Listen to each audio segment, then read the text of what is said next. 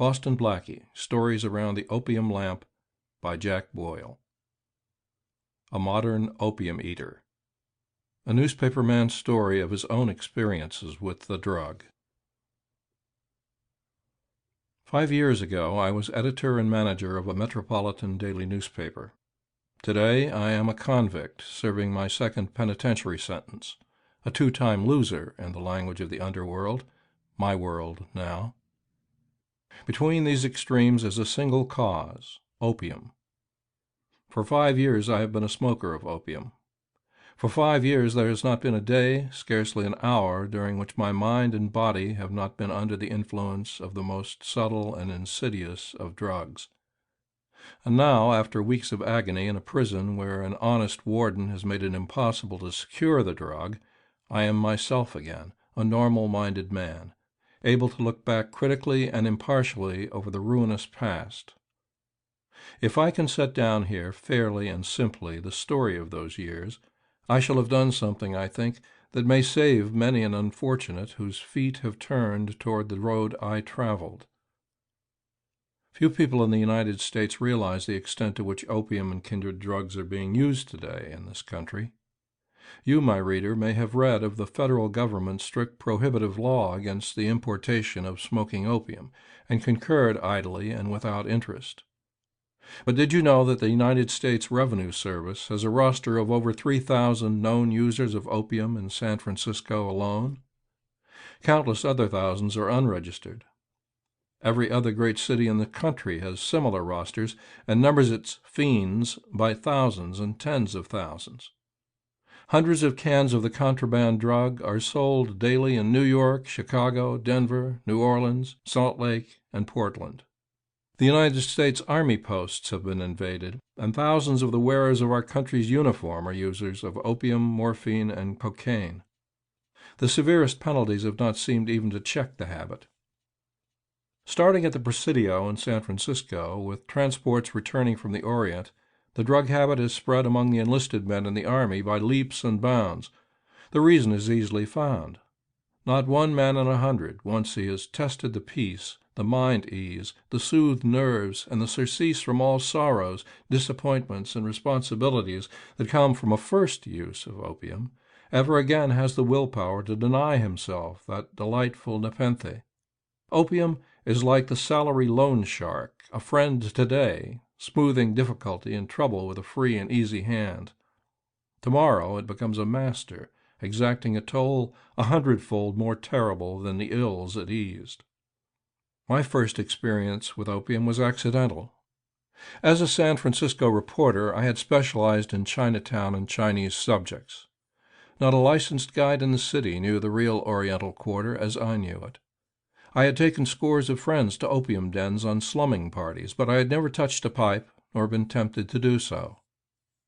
When I became a newspaper executive and finally attained the chief position of responsibility on the blank, I naturally spent less time in Chinatown, but I still kept in touch with my news sources that had scored many a good beat for my paper. At the time of which I write, I was overworked. I was the one experienced newspaperman in an office of cubs. Every line of copy in our 8- and 10-page sheet passed through my hands. I wrote the more important headlines, planned the make-up, and in addition directed the efforts of the business office force. In short, I was doing the work of 3 or 4 men, and the strain was beginning to tell on me. When my day's work was done, I was always utterly exhausted. I slept brokenly and sat down to my daily task absolutely unrefreshed. I was approaching a nervous breakdown and knew it. But conditions on my sheet were such that I could see no immediate relief. One evening I attended an important dramatic opening that I did not care to entrust to any of my inexperienced cubs. From the theater I started for the club where I passed a few hours occasionally. On the street I met a fellow newspaperman, a dramatic critic, who, like myself, has since passed into oblivion. "Take me for a stroll through Chinatown," he asked. "There are some things I want to see firsthand, and you're the one man I know who can get behind their doors." We went. During our trip, my friend suggested a visit to a hop joint. I led the way to one little known to ordinary slummers. The mummified Chinese in charge was an old acquaintance of mine and welcomed us warmly. He was smoking opium when we entered, and the unventilated cell in which he lived was heavy with the fumes of the drug. I took one deep breath of the pungent, sweetish, smoke-laden air. My friend squatted on the bunk, chatting with the Chinese. Again and again I inhaled the smoke fresh from the pipe, taking it in thirstily to the very bottom of my lungs. To my amazement, my weariness, my nervousness, my brain fag slipped from me like a discarded garment. "Say, Lee," I demanded when I realized the delightful exhilaration that was stealing over me, "cook me up a couple of yen pokes pills. I'm going to smoke a few." Willingly he toasted the brownish, syrupy drug over his dim lamp, rolled the pill into shape, deftly attached it to the bowl, and then handed me the pipe and guided it over the flame while I drew into my lungs my first pill of opium. In 60 seconds I was another man. My barren brain, in which I had been conning over an introduction to the criticism I must write before I slept, leaped to its task. The ideas, the phrases, the right words, which until then had eluded my fagged mentality, came trooping forth faster than I could have written them had I been at my desk. My worries and responsibilities fell from me. I remember even today that as I smoked my third or fourth pill, the solution of a problem that had been a bugbear for days came into my mind like an inspiration. I smoked 6 pills before we left. As my friend and I separated, he looked at me curiously. "I've often wondered how you do the work you do and hold up," he said. "Now I know. I'm going to try that myself the next time I'm stuck for my Sunday page story. My brain is virile and as clear as crystal, and I didn't even take a pill. I just breathed the air.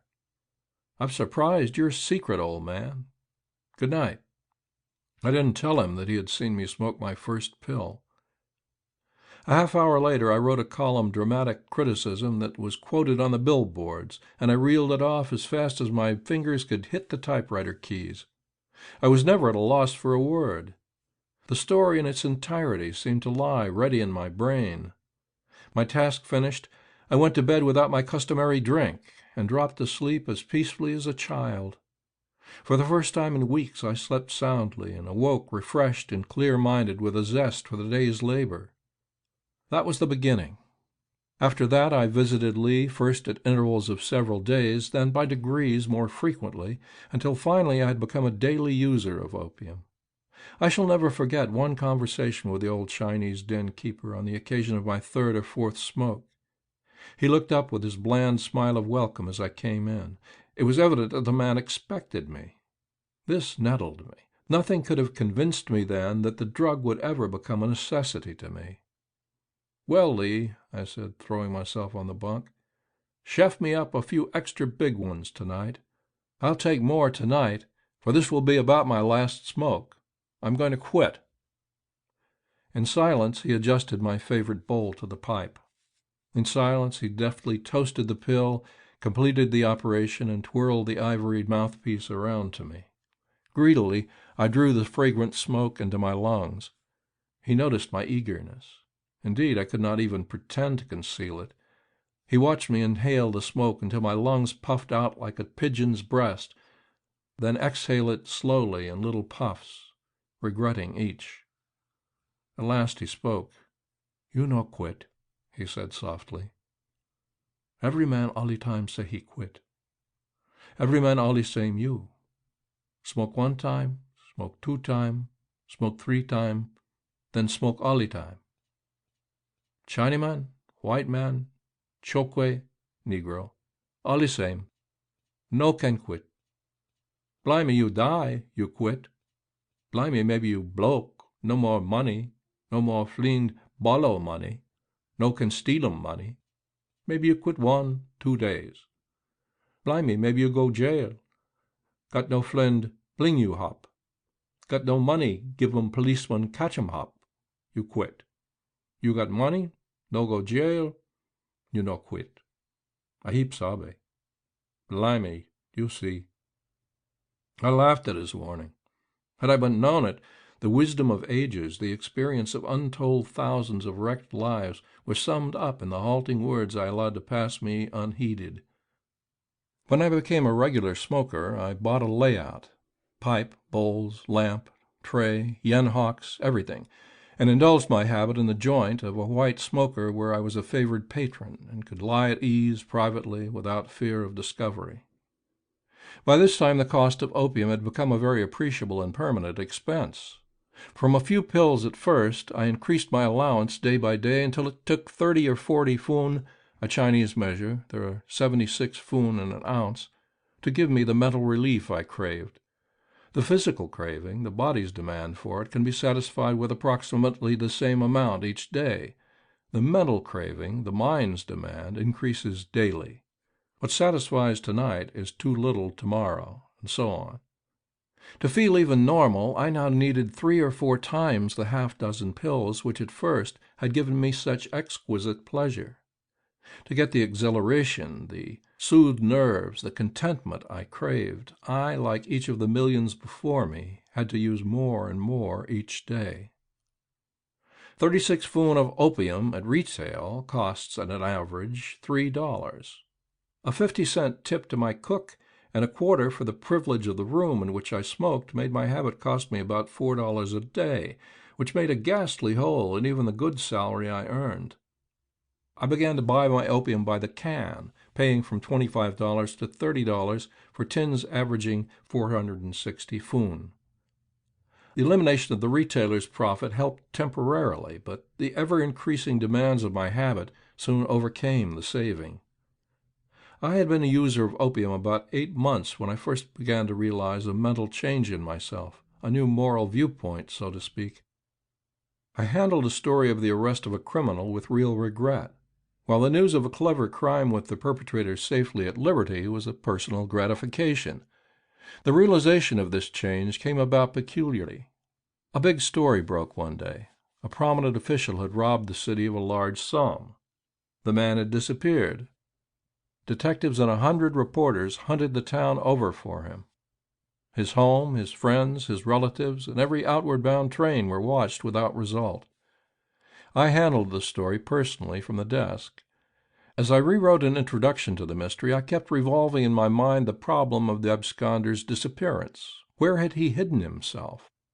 The problem was complicated by the belief that a woman with whom he was infatuated was with him. I was still pondering over the mystery as I lay smoking that evening. I had reached the stage now in which I rushed from my work to the layout and lay beside it smoking and dreaming until far into the night. That night, my habit appeased, I lay seemingly half asleep, but with an alert mind working automatically without effort of will. Suppose I were in S's place, I argued. What would I do? Try to get away by rail? Nonsense. I would know that every outlet in the city was guarded. And besides, with pictures scattered broadcast over the country, an appearance in any other city would be an invitation to arrest. Hide in a local hotel, with prying bellboys, clerks, and chambermaids? Never. My own and relatives' homes, of course, were impossible. Where, then, would I go? The answer came to me like a flash. I roused my lethargic body with a sudden start. I know where that criminal would hide. Given its full quota of opium, my brain furnished the solution. If his flight had been planned in advance, he would have his companion rent an inconspicuous, detached, furnished cottage, where they could live alone and at ease while the hue and cry wore itself out. Then, when the hunt slumbered, a disguise, an automobile, and an obscure port and a steamer to Honduras. But the missing man had been forced to leave without preparations, owing to the unexpected appearance of expert accountants. What then? The alternative lay ready. One of the French roadhouses, a small one preferably, kept without attendance by some man and his wife of the type whose lips are sealed effectively with gold. Of course. How simple.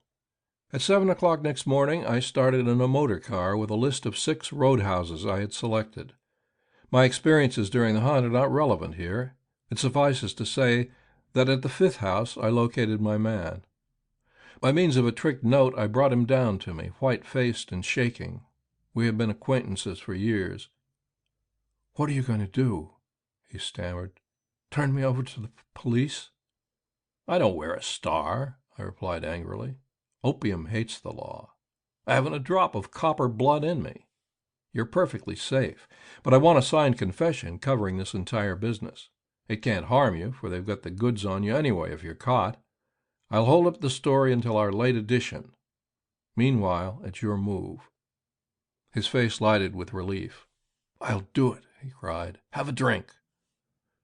A half hour later I was glancing over a signed document that meant a beat that was worthwhile. As I rose to go, he waved me back and ordered another drink. "You've been right with me," he said, "and I feel I can trust you. I'm a bit puzzled about the safest sort of a getaway from here. What would you do in my predicament?" I replied without a second's hesitation. "In your place," I said, "I would phone to some public garage for a machine to be here at noon. About 11 o'clock, you and your friend stroll off through the woods in the rear. It's less than a mile to Pierre's. Maybe you know him?" He nodded. "Well, he would forget his own mother's name for a century note. When the machine gets here, you'll be gone.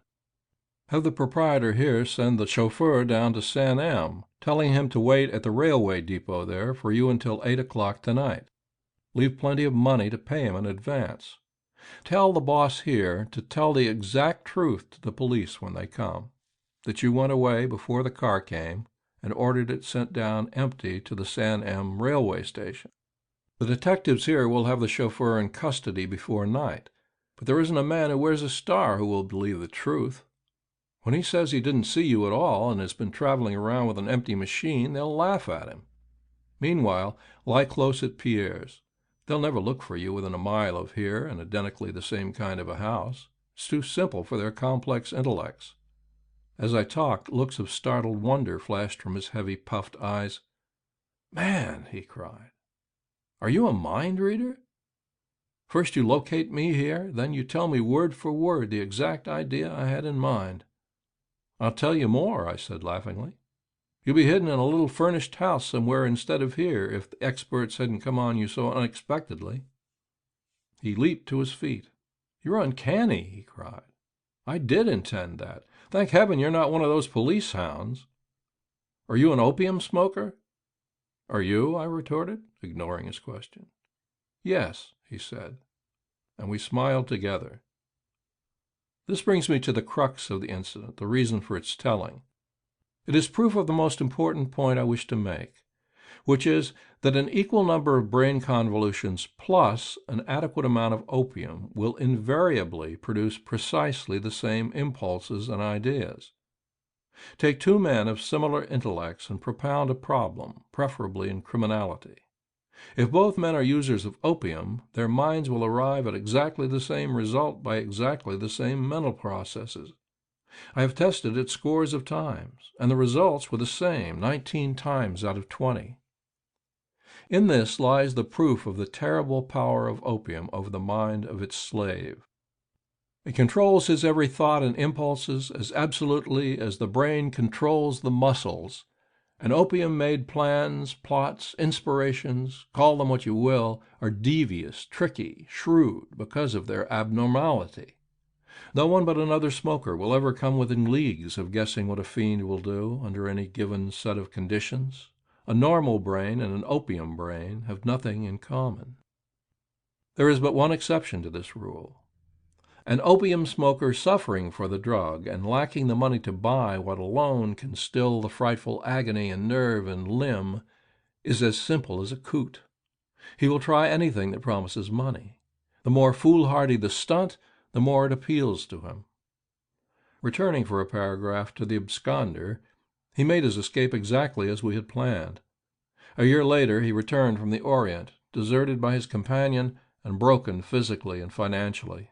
He surrendered himself and went to prison.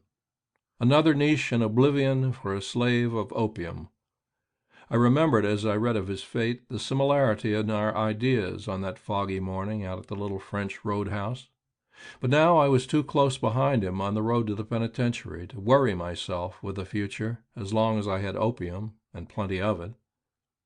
This fugitive's confession was the last dividend granted me by the drug by which I was now enslaved.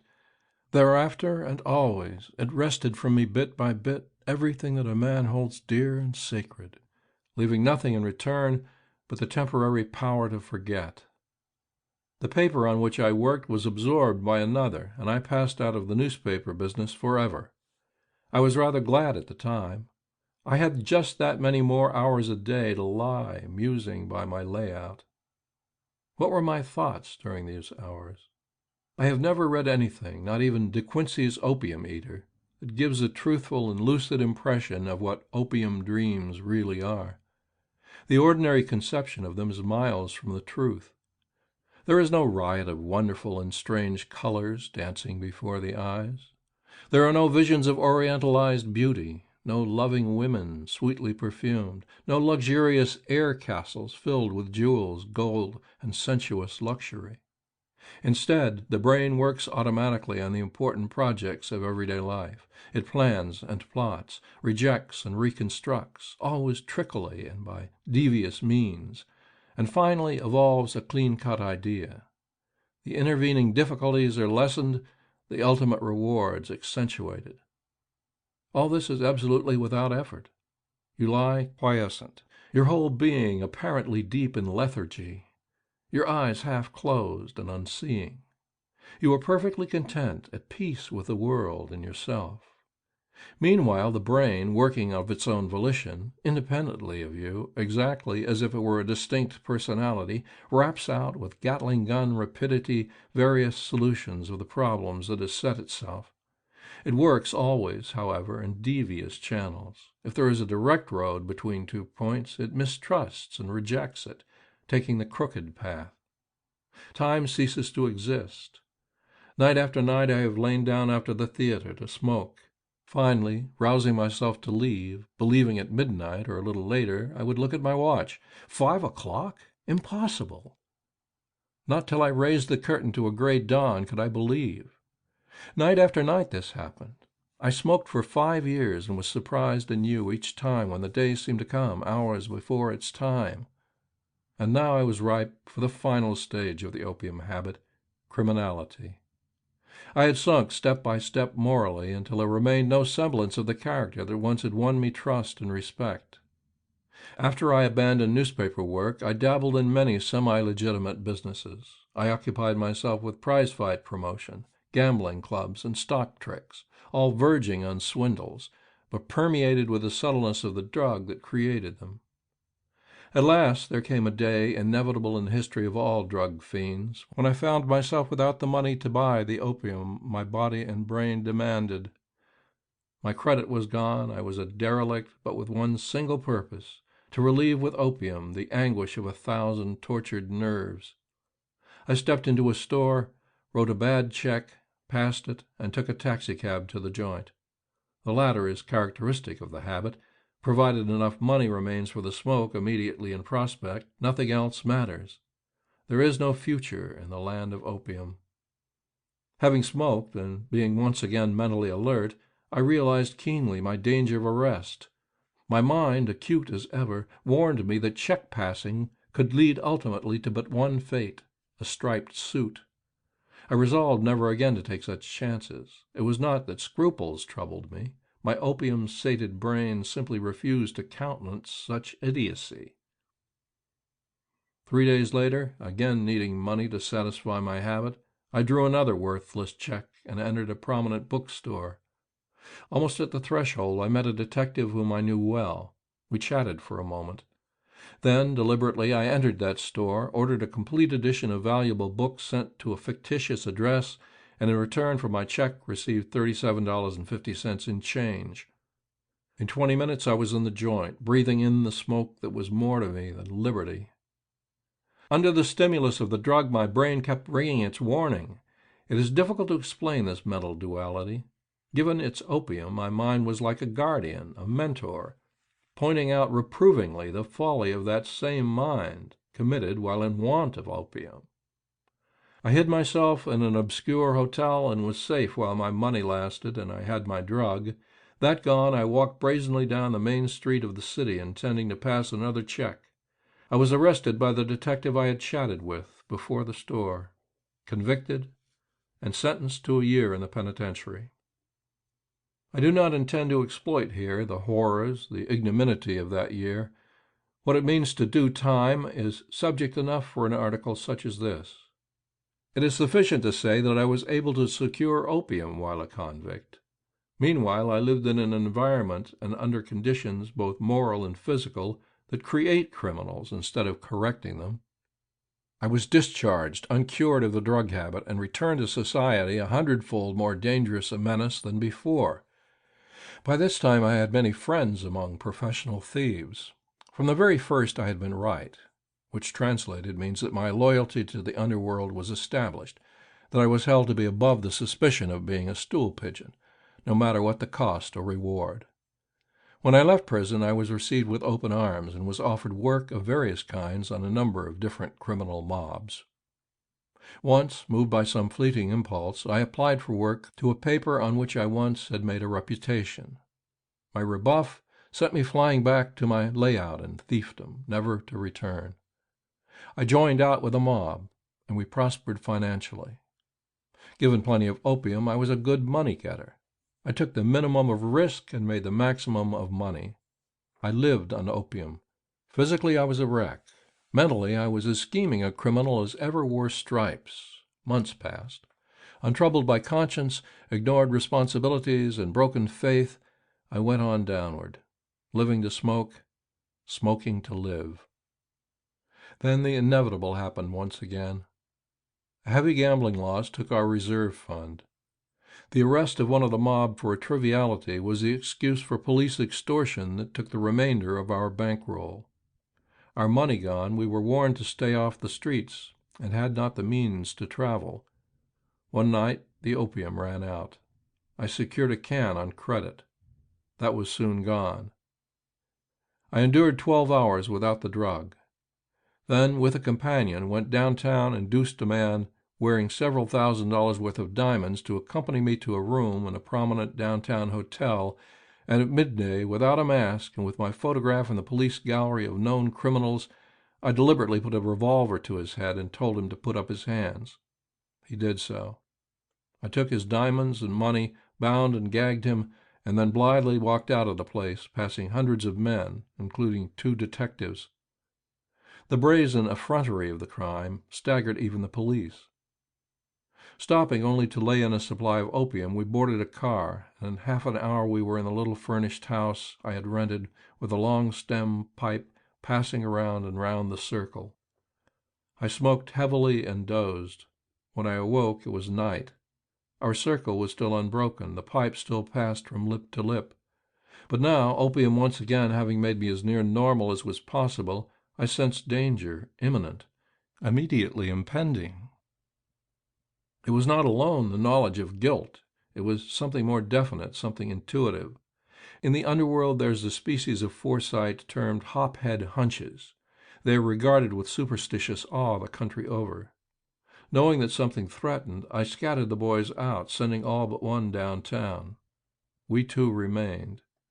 We had slept while the others smoked, and now needed more opium, and needing it, no danger could drive us from the layout until we were satisfied.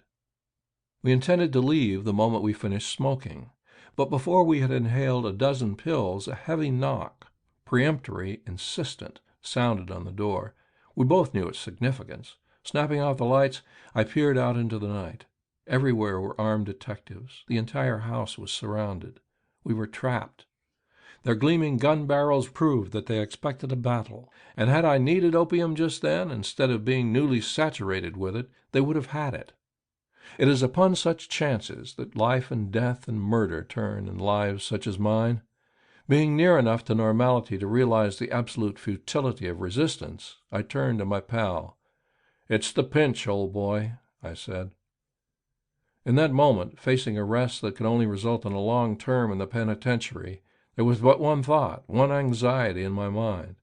With a plant of opium I carried on my person for emergencies such as this, escape detection, I wondered. Beyond that I was unconcerned. That thought is as eloquent as a volume in explanation of a drug user's mind. I threw open the door and admitted the officers, who covered evident nervousness with a show of brusqueness.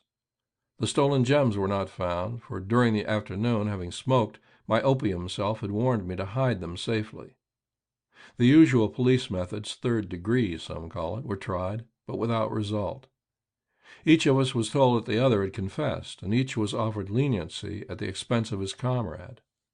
That neither of us weakened proves that there lies even in humanity's dregs the remnants of decency. There is really loyalty and honor, according to a strangely twisted code, among some thieves. Incidentally, the diamonds were not found until returned by us voluntarily. Trial and conviction followed after the usual delays, and tonight I write this in a penitentiary cell. No one who has never lost the freedom of the outside, that perpetual elusive dream of every convict, can realize what doing time means. But even the horror of prison life, the monotonous, hopeless sameness of each hour, each day, each month, each year, is not too great a price for what it has given me. For I am freed from opium's shackles. In this institution, the drug traffic that makes many like places mere colleges for crime has been absolutely stamped out. Being unable to get opium or morphine, and being given intelligent and humane medical treatment during the agonizing weeks during which the body and mind are breaking away from a habit almost as deep-rooted as life itself, men here are cured of the opium habit. I do not know what more can be said in laudation of any penitentiary. I was asked a few days ago to describe the sensations of the opium habit, the word with us meaning the anguish that follows the need of the drug. It is a difficult task, for it is like no other suffering. In the first stage come restlessness, irritability, eyes that stream tears, and the mental incompetency I have tried to make plain heretofore. This quickly passes into the most exquisite physical torture. 1,000-pound weights drag each separate joint apart by infinitesimal degrees. Every jangling nerve throbs and twitches the muscles with a pain that would make a toothache seem perfect ease. Every pore in the body drips a clammy perspiration. The bodily functions are entirely disorganized. Abdominal cramps follow nausea. An irresistible force seems to be slowly dragging each muscle and nerve apart. Meanwhile, the brain fights for the drug as life fights death. A million impossible schemes for getting opium suggest themselves as some inner force seems to be expanding within the skull until every bone is strained to the breaking point. A weight like a gigantic hand seems to be squeezing the naked brain as you would squeeze a sponge. Hundreds of drug fiends have committed suicide in jails where they were confined without adequate medical attention. 3 tried it in 1 week recently in a single jail in the West, and hundreds more will follow in their footsteps if they can secure a weapon. This merits attention. The final stage of the habit is insanity. The fiend becomes a raving maniac if unrelieved, but here the physician forestalls this by ever so slight a margin, and with a hypodermic injection of morphine sends the unfortunate off to sleep. The next day it is the same torture over again, until the needle again saves tottering reason. But each time the injection is lighter, and finally the torture too lessens, imperceptibly at first, until the system begins to try to readjust itself to the new conditions. The mind, however, remains rebellious to the very last, crying out for the drug even after the body has begun to mend. I do not believe that any man with an opium or morphine habit of years' standing can deny himself the drug if it is within reach. I do not believe that any man, no matter what his previous character may have been, can use opium continuously and not have the impulse to be crooked. He may not be crooked, he may lack the nerve or the necessity to steal, but the impulse will be there. And if it ever becomes a question of theft or a habit, he will thieve. I do not say this because of my own experience. It is the history of every opium smoker I have ever known. That I have been freed from the servitude of the past years seems almost too unreal to be possible, and yet I confidently believe that this is true. For nearly a year I have not touched opium in any of its forms, and all physical need for it disappeared long ago. But what about the mental craving? If I were free now to use it or not, would I do so? I believe I would not. I believe I am free from opium forever for this reason. I fear it too intensely. My mind now is free from the taint of the drug. My will is not undermined and controlled by it. Being normal mentally, I am able to realize fully what it has cost me. and so I believed that I could keep a bottle of morphine in my cell and never be tempted to touch it. But if I were to take just one dose, that fatal first pill, I believe I would slip rapidly and irretrievably into my former condition of absolute thraldom. I repeat that I fear opium and its power too deeply ever to test myself with that first pill. I am the fourth man I have ever known who has escaped, if I have escaped. Each of the four was saved exactly as I have been, by an institution like this, where honesty of purpose is placed above the easy money that can be made by letting the drug traffic go on behind prison walls. It would surprise most readers to know how many penitentiaries are managed without such qualms. And now one final word. If ever you are invited to try a pill of opium or to still a pain with morphine, or most important of all, to give your children any medicine, patent or otherwise, that contains opium, morphine, laudanum, heroin, or any of their kindred alkaloids, remember the old Chinese lying beside his opium layout and mumbling his warning. You no quit. You smoke one time, then smoke 2 time, then smoke 3 time, then smoke all the time. You no quit. I heap sabe. Blimey, you see. That, reader, will be as bitterly true for you as it had been for me if you ever try that fatal first pill. End of A Modern Opium Eater by Jack Boyle. Section 1 of Boston Blackie, Stories Around the Opium Lamp by Jack Boyle. The Price of Principle. A massive safe, seemingly impregnable, was in the corner of the darkened office. Before it stood Boston Blackie, chief of the mob of Peter Cracksman.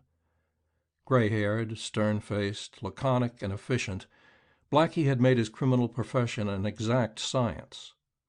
Given a strong box of certain dimensions, certain thickness, and certain make, he knew to a fraction of a drop how much soup, as the profession styles nitroglycerin, would force the steel door from its hinges and drop it with the least possible noise on a bed of mattresses placed by his assistants. In his eyes, a drop too much was a stupid blunder, a drop too little an inexcusable catastrophe. Snapping on an electric torch, he carefully examined the plaster of soap with which he had made airtight the tiny crack between the door and the safe walls. In the center of the door, at the top, was fashioned a soap cup capable of holding a couple of tablespoonfuls of the liquid. At the inner and lower edge of the cup, a tiny orifice, unsoaped, in the crack of the door, made room for the explosive to trickle down behind it. Satisfied with his inspection, the chief turned to one of the 2 men behind him. "Give me the soup, Cushions." The youngster called Cushions produced a bottle with hands that were not quite steady. Uncorking it, the cracksman poured a couple of teaspoonfuls into a physician's measuring glass. Then, examining his measure with infinite care, he added a couple of drops and was satisfied. Returning the bottle to the youth, he poured the heavy fluid into the soap cup. A few drops spilled on the cement floor by a shaky hand would have ended the careers of the trio, but Blackie's hands didn't shake. Taking a fulminating cap from his pocket, he placed it firmly against the crack through which the explosive had flowed into the safe and crushed the soap cup over it to hold it in place. A 6-inch fuse dangled from the cap. "KY, give Jimmy the signal," was the next command. The third man, who until now had neither spoken nor moved, slipped silently away toward the front doors of the store. A moment later, a peculiar tapping, scraping sound made with the backs of the fingernails was heard on the glass. It was the opium smoker's rap, a signal familiar the country over to users of the drug. In answer, from across the street, came a few whistled bars from a popular song. "Everything's okay," reported KY, noiselessly re-entering the office. In his absence, Blackie and his helper had covered the entire safe with heavy blankets, filched from the store's shelves. "Get the mattress," ordered Blackie. The 2 men dragged in a big double mattress and laid it on the floor in front of the safe door. "A little to the right and a couple of inches farther back," instructed the mob leader, measuring the door with his eye. "Get down behind that counter out there and lie close to the floor. Here she goes," he said, striking a match and igniting the fuse. Then, with the same match, he relighted the cigarette between his lips, and without any haste, slipped through the doorway and dropped down behind the counter where his pals lay waiting. There was a hissing, sputtering sound as the fuse burned, then a smothered detonation that rattled the store windows, followed by a puff of smoke, and the great outer door of the safe, torn from its place by the irresistible power behind it, sagged outward and dropped squarely in the center of the mattress, still swathed in the torn folds of the blankets. In a second, Blackie was in the inner door of the safe, testing the combination with fingers of experience.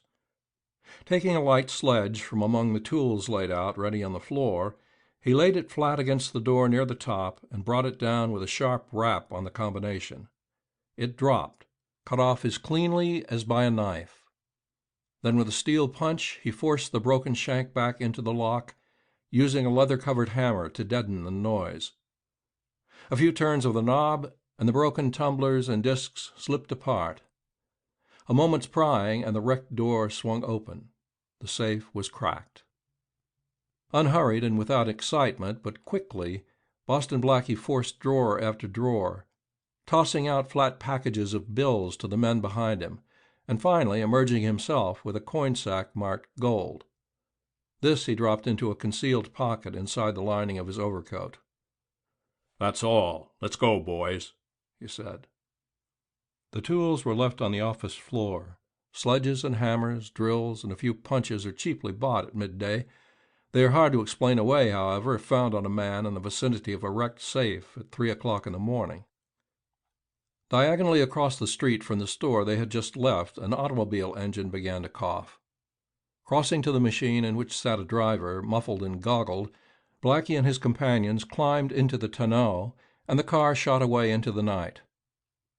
A half hour later, the quartet lay on their hips in a circle, and Opium lay out in their midst, while the erstwhile chauffeur, called Jimmy the Joke, rapidly toasted the pungently Swedish brown pills as the pipe passed round and round the circle from lip to lip. There was no discussion of the job they had just turned, no excitement or exultation over its success. It was all a part of the day's work with them, and anyway, opium smokers in the throes of a habit have no desire for speech.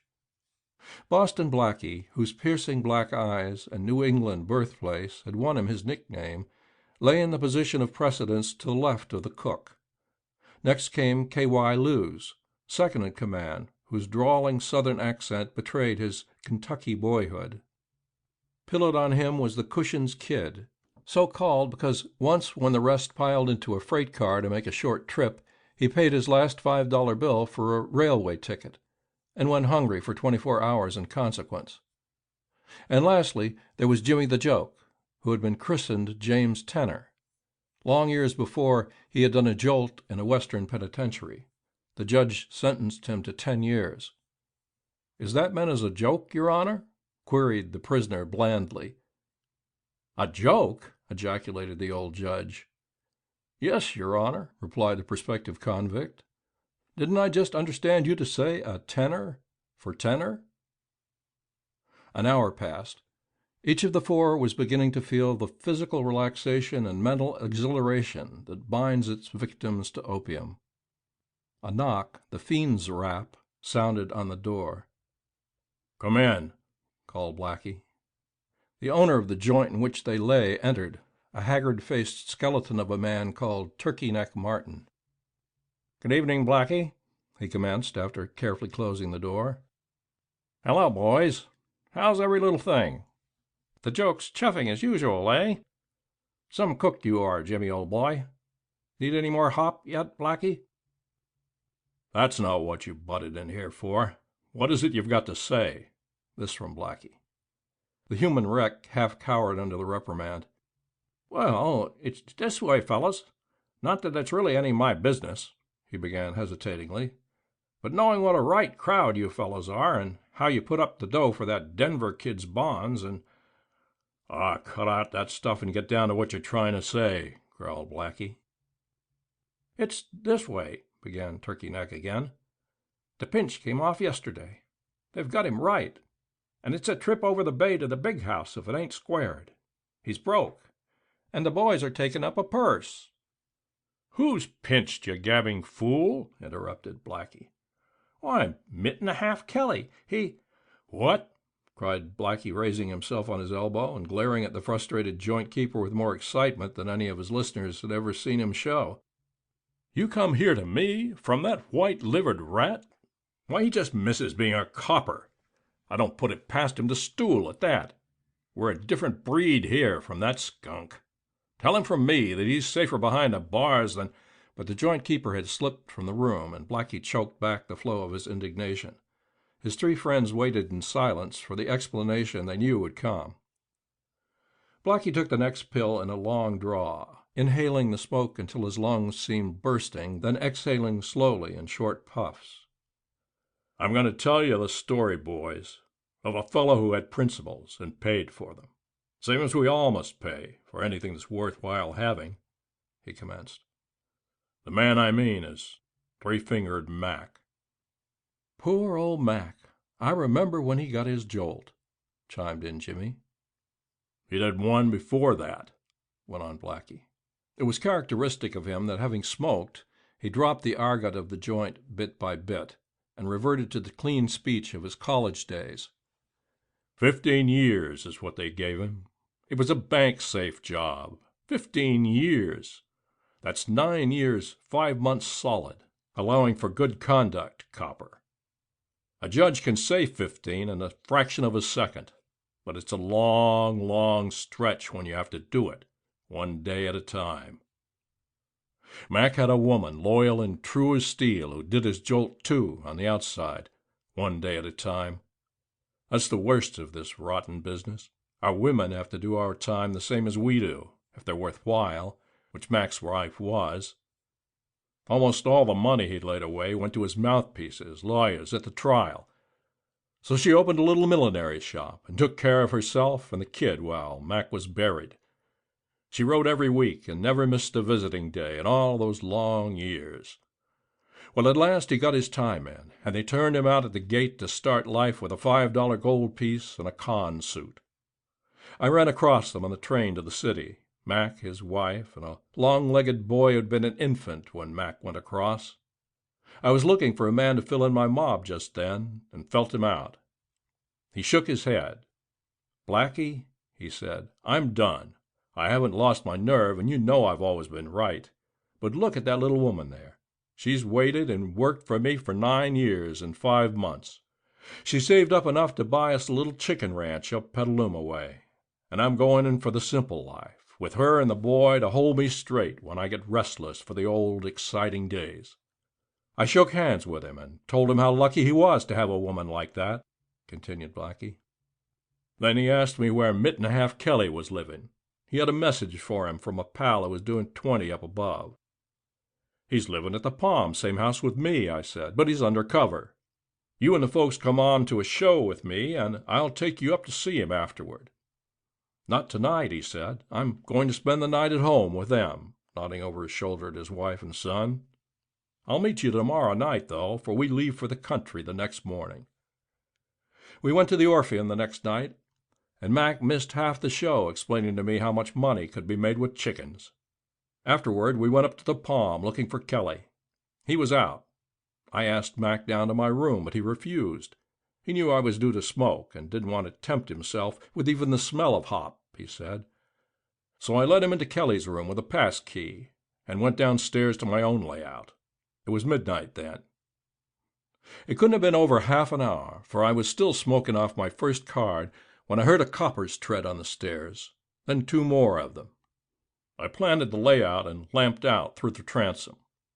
I could see them at the head of the stairs, hammering on Kelly's door, and every man had his gun out. Mac opened the door, and in less time than it takes me to tell it, they had 3 rods at his head and the cuffs on his wrists. Then, after searching the room, they took him away, along with a bundle of clothes they had found. I stepped down from the transom, laughing to myself. I knew the coppers were working a bum rap, for Mac had been with me all night. There wasn't a doubt in my mind that they would have to turn him loose in the morning. When they had gone, I slipped downstairs, for I wasn't any too eager to interview the chief myself just then. All the way down on the stairs there was a plain trail of blood, and in the doorway a big splotch where a man had stood while he used his latchkey. I knew then that somebody had got in bad and had been hurt. I spent the rest of the night at the joint and got the first editions of the papers. I found what I was looking for plastered all over the first page. A Peter mob had been surprised at work on a safe out on the south side by a harness bull, uniformed policeman, just as the midnight watch was changing. There was a lot of shooting. The copper got his and died on the operating table at the hospital. One of the mob, too, was hurt, the paper said, for a trail of blood led up the street in the direction they had gone. A later edition announced the capture of Three-Fingered Mac, a desperate criminal just released from the penitentiary. In his room at the Palm Hotel, he was caught stripping off his blood-soaked clothing. A policeman, noticing blood on the sidewalk, had traced it to the hotel and up the stairs to Mac's room. In the room, they found a bloody handkerchief and a .44 Colts with every shell exploded. The prisoner had no visible wound except the gash on his head, probably made by a nightstick. The blood on the clothing, it was explained, came from the wounds of the dead policeman with whom the prisoner had had a hand-to-hand struggle as he fled. I knew then that poor old Mac wasn't going to start for that chicken ranch the next day. I went downtown and sent a lawyer up to him, and then went out myself to break the news to that little woman of his. She hadn't been to bed and was waiting for him. It was the toughest job I ever tried, to hand her that paper. "He's innocent as you are, ma'am," I said. "He was with me from 8 o'clock until midnight, and this job was done before 12. I took her up to the lawyer's office, and we waited all day for him to get to Mac. When the mouthpiece finally came in, he had a worried frown, and I could see more trouble ahead. "You've given me a crazy man for a client," he said irritably. "He swears he is innocent, but admits he knows the guilty man. Says this mysterious friend came in with a bullet wound in the arm, and that he dressed and bandaged the hurt. Then the fellow changed clothes, threw his revolver in the bureau drawer, and skipped out, knowing the police would follow the trail of blood he left behind. While Mac was washing the blood off his hands, the coppers came battering at the door. He opened it, and Bull Dunnigan rapped him on the head with his stick, cutting a long gash in the scalp. Then he was pinched. Not a bad yarn, that, true or not. But right there he crabs it all. He absolutely refuses to tell who this other man is. Says he'll take a jolt rather than turn informer. Can you beat that for idiocy? He says he has an alibi, that he was at the theater with a friend, didn't leave him between 8 and midnight. "That's true. I'm that friend," I interrupted. "We went to the theater, sat through the whole performance. Here are our seat checks. And then went up to the hotel. It was just midnight when Mac went upstairs to that room to wait for his friend. I know he couldn't have had a hand in that job." "Your testimony will help, Blackie," the lawyer went on after a moment's thought. "But you know you're not exactly a witness that will carry weight with a jury. Mac says there is a bullet hole in the right sleeve of the coat belonging to his friend. Mac's coat is bloody, but there is no hole in the cloth and no wound in his arm. If I had that coat, I'd acquit him. But listen to this. Mac says Bull Dunnigan has been trying to force him to betray that friend of his. He told the detectives the same story he told me. Dunnigan came out flatly and told him he believed he was telling the truth, but that somebody would have to swing for killing that policeman. 'It's either you or your friend. Take your choice,' said Dunnigan. 'You'll come through or you'll swing, and I don't give a finger snap whether you are innocent or guilty. I'll get you. And Mac swears he'll never stool. Can you beat it?' Mac's woman had been leaning forward, looking at the lawyer with a light in her eyes that would have burned asbestos. She had aged 10 years since I saw them on the boat 2 days before, all so happy and carefree. My poor boy," she cried. "I can't lose him again. I won't. Not when I know he isn't guilty. Oh, Mr. S., save him some way. Save him from himself. You'll have to do it all yourself, for Mac won't help you. He'll never snitch on a friend. I know him. I can't see him go back there to prison. Only yesterday I was so happy, so hopeful, and now, oh, it drives me mad." Then she broke down and the tears came. I was glad. Anything is better than the terrible, dry-eyed grief of a woman who sees her man being torn from her, and unjustly at that. She told the lawyer all their plans about the chicken ranch, and he perked up a bit. He told her not to worry, and finally sent her home, heartened up some, because he assured her that her testimony would help more than anything that had turned up. When she had gone, he turned to me. "Is that yarn true?" he asked. "Absolutely. Every word of it. If I could get that coat with a bullet hole in it, I'd acquit him. But, Blackie, will we ever see that coat?" He looked at me questioningly. "Not if those framing coppers are wise, then it will acquit Mac. Dunnigan will railroad him for this as sure as eggs make omelets, unless he snitches. And he won't," I replied. A month later, they put Mac on trial. All through that month, I had been expecting Kelly to show up and do something. I thought he'd get his mob together and stick up the patrol wagon, taking Mac to and from the county jail to court. But he didn't show. The trial wasn't long. The papers all took it for granted that Mac was guilty, and the jurors admitted reading about the case, but declared they had no fixed opinions and could give him a fair trial. That word fixed must save many a juror's conscience, if any of them have any. The coppers testified about the trail of blood that they had traced almost from the scene of the crime to the room where they found Mac washing his bloody hands and wiping blood spots from his clothes. Then they produced the revolver and the empty shells and proved that the policeman was killed with that sized gun and that it smelled of fresh powder when found in the room. Then Dunnigan filled in all the gaps in the chain of evidence. First he told what a desperate criminal Mac had been and produced his photograph in stripes taken at the penitentiary. The judge refused to permit this in evidence then, but the jury had all seen it before it was ruled out. Then he swore that Mac had a scalp wound received before he was arrested, presumably from intimations by the prosecution in the death struggle with the murdered policeman. Then Dunnigan settled Mac's chances with the foulest perjury I have ever heard. He told how he reached the dying policeman's cot in the hospital 10 minutes before he died. "Did he know who shot him?" asked the prosecutor. "He didn't know him by name," answered the detective slowly, turning so the jury would be sure to get every word. "But he said the man was a big fellow with dark clothes, and he also said that 2 fingers were missing on his gun hand, and that he had a scar from his eye to his chin on the right side of his face." There sat Mac in full view of the jury, with his mutilated hand in plain sight, and the scar on his face turning fiery red as he heard the lie that damned him for life. I knew it was all off then. The lawyer did his best, but we were beaten before we started to put a defense in. I told my story, the exact truth, but they sprung my record on me, and I knew by the looks that the jury wasn't even paying attention to me and my story. Mac's woman made a great witness. I tell you, boys, no one who heard her tell about their plans for that chicken ranch, and how her husband had determined to live square, could help believing her. There was something that choked up my throat in the desperation with which she fought every step of the way for her man. The jury seemed impressed for a few moments, but it didn't last until they commenced balloting. The landlady of the Palm was called in to prove that Mac did not rent or own the room where he was caught. As ill luck would have it, Kelly had got me to rent the room for him, he being under cover, and old Mother McGunn showed my name on the books and swore she didn't know whether 1 or 20 men visited the room as long as the rent was paid. We demanded the coat with a bullet hole in it and made an awful howl when the police denied even seeing it, but the jury set it all down as a fake of ours. Mac made a good witness. He told the truth in a straightforward manner, that is, all but Kelly's name. On cross-examination, the district attorney asked just one question. "Who was this man you say came in wounded just before your arrest?" Every drop of blood seemed to leave Mac's face.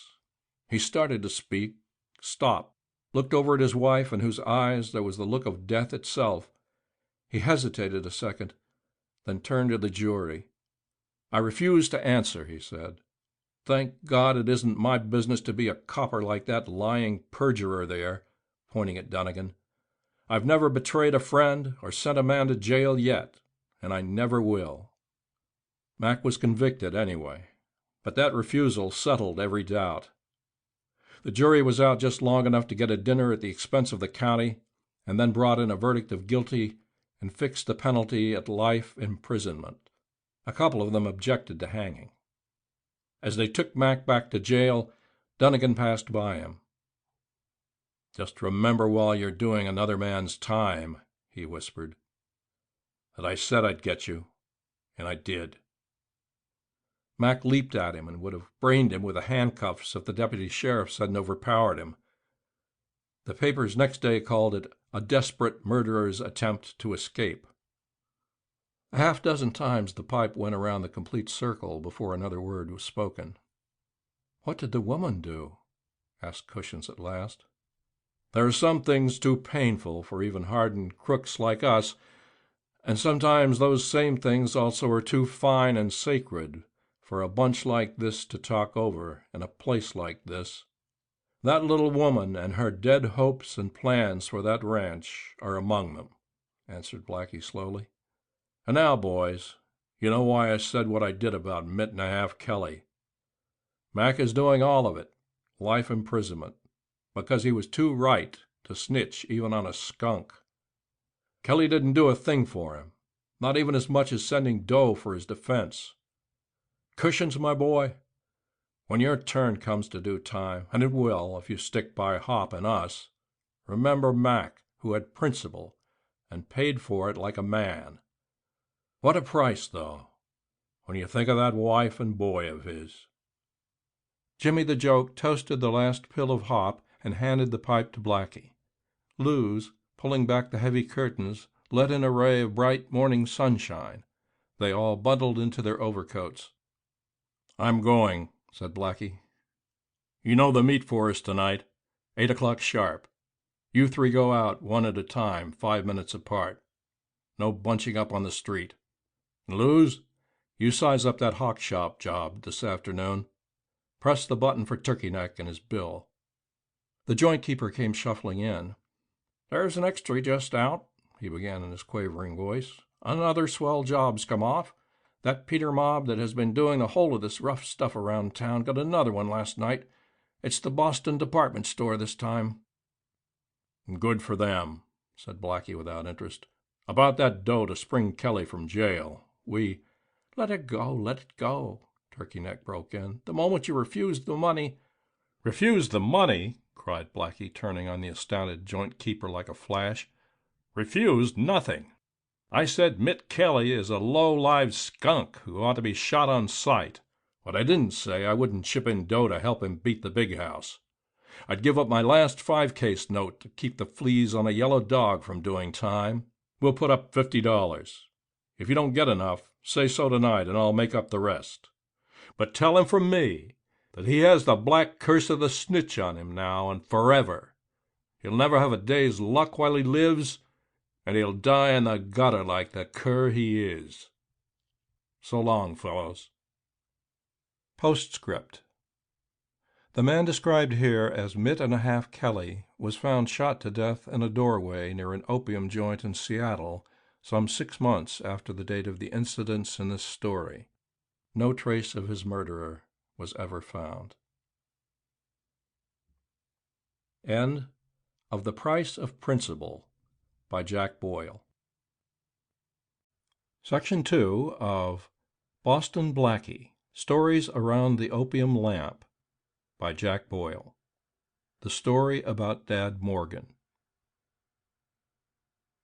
Boston Blackie, the master cracksman of the mob of safe-blowers that had given the detective force the most strenuous and profitless month's work in its history, emptied tray after tray of diamonds into a chamois skin sack held by his youthful assistant, the Cushions Kid. The haul was a gigantic one. The door of the big strong box lay wrecked on the floor. Inside the safe, the stock of gems that had attracted thousands of Christmas shoppers to the window display of Ludstrom and Company lay at the mercy of the thieves. Rapidly, Blackie searched the safe, throwing aside gold bracelets, watches, and costly trinkets of every description. He took only diamonds and money. Both are well-nigh impossible to identify. The crime was a climax in effrontery. 40 feet away from the safe on the main street of the metropolis, the night traffic of the city flowed past the store's front doors. Within half a block, the presses of 3 big morning dailies had just commenced to roar. On the corner, an eager crowd of newsboys, a dozen or more placid-faced nighthawks, and a couple of policemen laughed and bandied jests as they waited for a paper and the owl cars. In the midst of all this, Blackie had cracked the safe undetected. With a skillfully made skeleton key, he and Cushions had entered the candy store next door to the jewelry firm. In a half hour they had burrowed through the wall of plaster and lath and were beside the jewelry safe. The glazed windows of the office in which the safe stood hid them from the street. It was Blackie's task to blow the safe without breaking the glass. With the manufacturer's plan of the safe before him, he had spent long hours studying the problem, computing the risk. Blackie was a crook who reduced everything to simple arithmetic. For a $1,000 job, he took a certain amount of risk. For $10,000, exactly 10 times that risk. But if the trick involved 10 times the unit of danger and promised but 9 times the money, it was abandoned. The Ludstrom job was more than risky. It was all but foolhardy. But though the danger was great, the loot was greater. And now the trick was accomplished. The noise of the explosion, slight though it was, had been effectively drowned by the staccato explosions of an automobile engine apparently stalled a few doors away. Emptying the last of the diamond drawers, Blackie motioned Cushions back through the wall and noiselessly followed. Standing at the street door of the candy store, they stopped, listening. Seemingly intent on his reluctant carburetor, Jimmy the Joke whistled cheerfully as he worked, giving them thereby the safety signal. Blackie unlocked the door, stepped out, and turned to relock it. In the middle of a bar, Jimmy's tune changed suddenly, sharply. Now it sounded the dreaded warning, coppers. The safe blower turned the key like a flash and stepped away from the door toward the middle of the sidewalk. He was too late. A gray-clad Pinkerton watchman had turned the corner less than a dozen feet away and had seen the cracksman at the door. Cushions, white to the lips, slipped his right hand into his left sleeve, where he carried a revolver after the fashion of the gunmen of the Chinese tongs. The watchman reached for his whistle. There was a tense half-second in which life and death hung on equally balanced scales. Then Blackie strode forward, gripping Cushions' elbow in imperative negation as he passed. "Why, here's the very man we want," he cried out, glad surprise in every tone. "Watchman, I'm Mr. Archibald, manager of our other candy store on Mission Street. Here's my card. Our cashier telephoned me an hour ago that she was not sure she had locked the safe and was worried about it. I thought it best to come down and make sure. It was locked, but, my man, it might not have been. That brings me to my business with you. We are carrying considerable money just now, and I'd appreciate it if you would give us a little extra care until after the holidays. The safe is in plain sight from the windows, you see." He motioned the watchman to the window of the candy store and indicated the safe, which was manifestly intact and locked. Blackie jingled the keys he had used in locking the door and dropped them into his pocket. "Just look out for us for the next fortnight, and I'll drop in and present that card to the cashier on Christmas Eve. I think she will have a little token of our appreciation for you. Have a cigar? Good night. Chauffeur, drive me home. 1816 Page Street." The address was spoken loud enough for the watchman to hear. Blackie and Cushions stepped into the car. Jimmy threw in the clutch, and it leaped forward. Behind them, the slow-witted Pinkerton underling stared at the card in his hand in indecision. It bore the name B.S. Archibald, and the address was 1816 Page Street. That was where the gentleman had told the chauffeur to take him. The lingering doubt vanished. "Gee, that was a close shave," the man muttered to himself, wiping his dripping brow. "I hadn't no doubt I'd run foul of a gang of burglars right in the act. I might 'a' known he was too well-dressed and educated-like to be a burglar. Suppose I tried to arrest him, the manager of the store. They'd have given me the sack, sure, at the office. A man can't be too careful in this business. He's got to go slow. Anyway, I've got the number of their auto if I ever want it. Yes, the safe's sure all right." He studied it carefully, and then, satisfied, passed on down the block, trying the doors. The automobile sped on unhindered toward the outskirts of the city. In a conveniently isolated spot, Jimmy stopped the machine, detached the false number dangling behind, and substituted the real one. It was a precaution invariably required by Blackie. The car was left in a garage where Blackie was known as a wealthy Easterner with decided inclinations toward the night sports of the idle rich. Turning into a side street, the three let themselves into a detached cottage with a large vacant lot on either side. They had rented it furnished. With a big job on hand, the mob leader did not care to risk the danger of meeting each night in the comparative publicity of a known opium joint.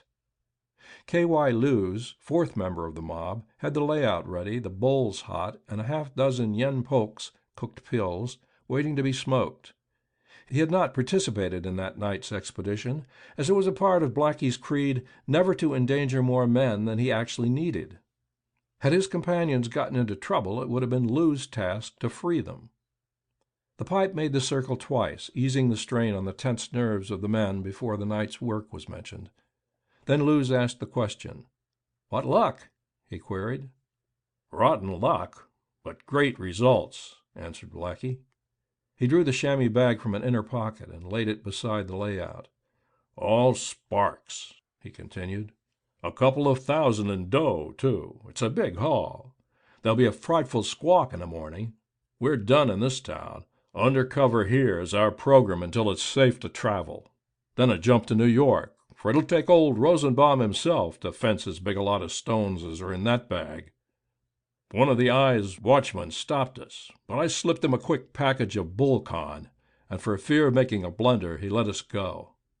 Give me a couple of pills out of turn, and I'll go down and plant these diamonds where they'll be safe in case the impossible happens and this place is raided." While he was gone, Cushions related the experiences of the night. "And after making the copper believe he was manager of the store, Blackie promised him a Christmas present for guarding the safe. Can you beat it?" concluded the youngster, as Blackie re-entered the attic where the layout was spread. "I wonder which will be the worst disappointment, the cigar Blackie gave him, or the Christmas present he promised him," chimed in Jimmy the Joke. Cushions laughed. The other two, as usual, bore their companion's alleged humor in grim silence. For an hour they smoked without exchanging a dozen words. Then, the opium having brought them the temporary contentment and relaxation which costs such a bitter price in the end, little snatches of conversation began to enliven the circle. A story from Lewes, a few of the Joke's lugubrious witticisms, an anecdote from the Kid at the expense of a green pickpocket who had tried to crack wise, used thieves' slang, and not knowing what he was saying, had floundered into all manner of pitfalls. Blackie lay silently staring through unseeing eyes, unconscious of the merriment around him. "Blackie is as funny as one of Jimmy's jokes," said Lewes at last. "What's the matter, Chief? You look like we were all inside, looking out through the bars, instead of lying here with a fresh can of hop just opened, and enough sparks planted down below to let Broadway know we're in town when we hit the bright lights in little old New York." "I was thinking of different Christmases I have spent," Blackie answered, the faraway opium stare still in his eyes. "One in particular I was thinking about. I was in the Stir Penitentiary, and something happened on Christmas night, and I've never been able to forget it quite. Cushions started me thinking about it by talking about Christmas presents a while ago. It was while I was doing that 5-spot in California," he began, after Lewes, always politic, had given him 2 pills in succession. "They had more men than cells at the prison, and had to use big dormitories holding a couple of 100 cons apiece in order to house all the prisoners. I was in one of the dormitories, being a short-timer with only a few months left to do. There was an old man bunking next to me with whom I got to be friendly. He was no thief. He was as much out of place in stripes as I would be in a copper's harness, star and all. He never should have been in the penitentiary. That's the trouble with the courts. They don't use any judgment in sentencing men, and so make criminals instead of curing them. I rob a bank, for instance, because that's my business. I go to the penitentiary.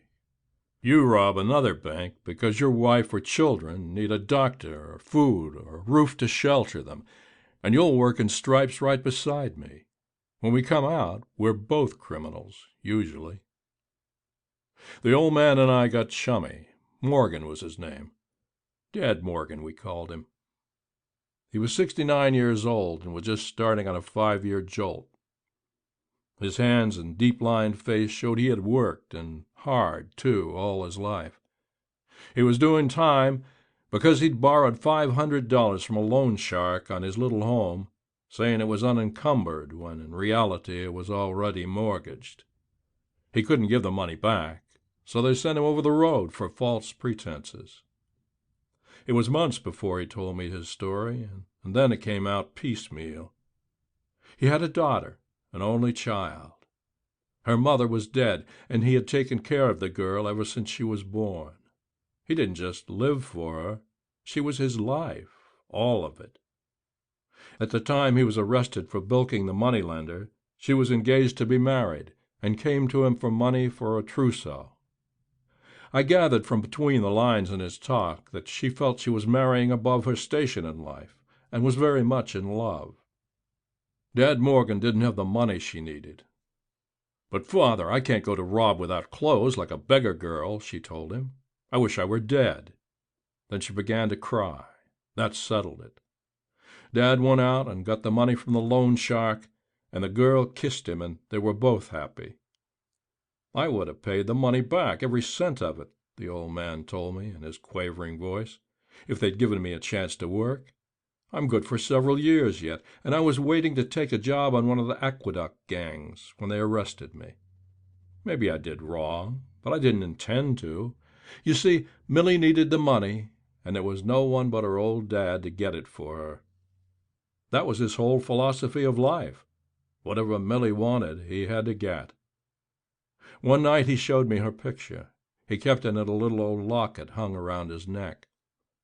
One look at the photo would have given me the key to the whole story, even if the old fellow's unintentional disclosures hadn't betrayed it.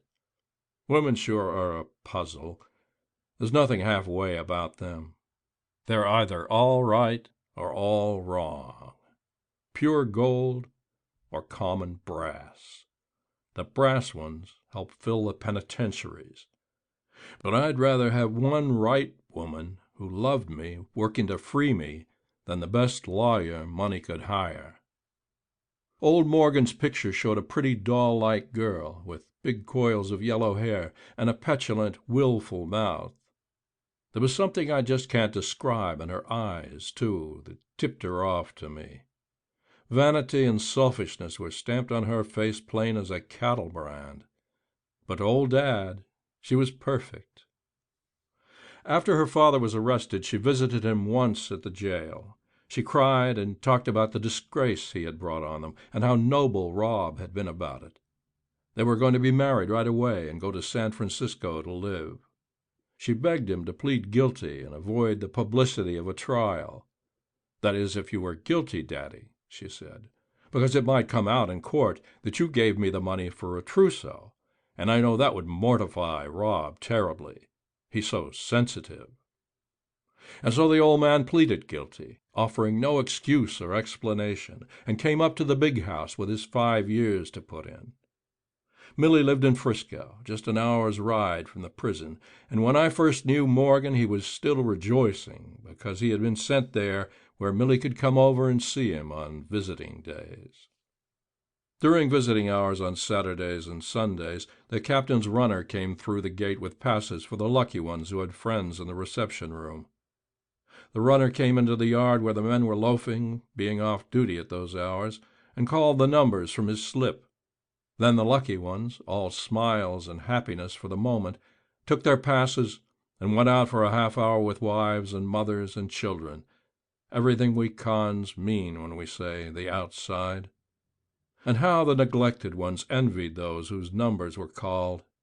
It used to get me sometimes, too, and I was an old-timer at the game, even then. An hour before the visitors were due, old Dad would plant himself where he could get the first glimpse of the runner as he came through the gate. There he waited, anxious, expectant, picking flecks of dust off his striped coat, or brushing and rebrushing his shoes with an old bandana handkerchief. Finally, in would come the runner, a sheaf of passes in his hand. Dad's number was 22492. Often there would be a number commencing with the same figures as Morgan's. "Number 22,400, the runner would call slowly.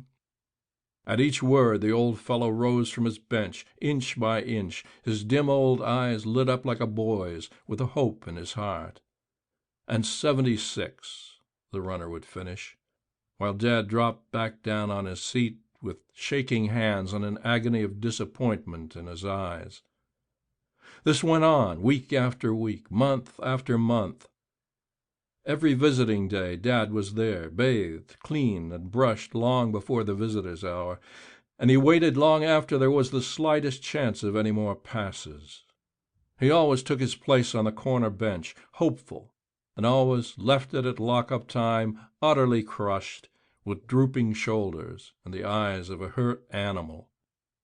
Each week found him a little frailer, a little more tremulous. He was failing fast, and we boys all knew it.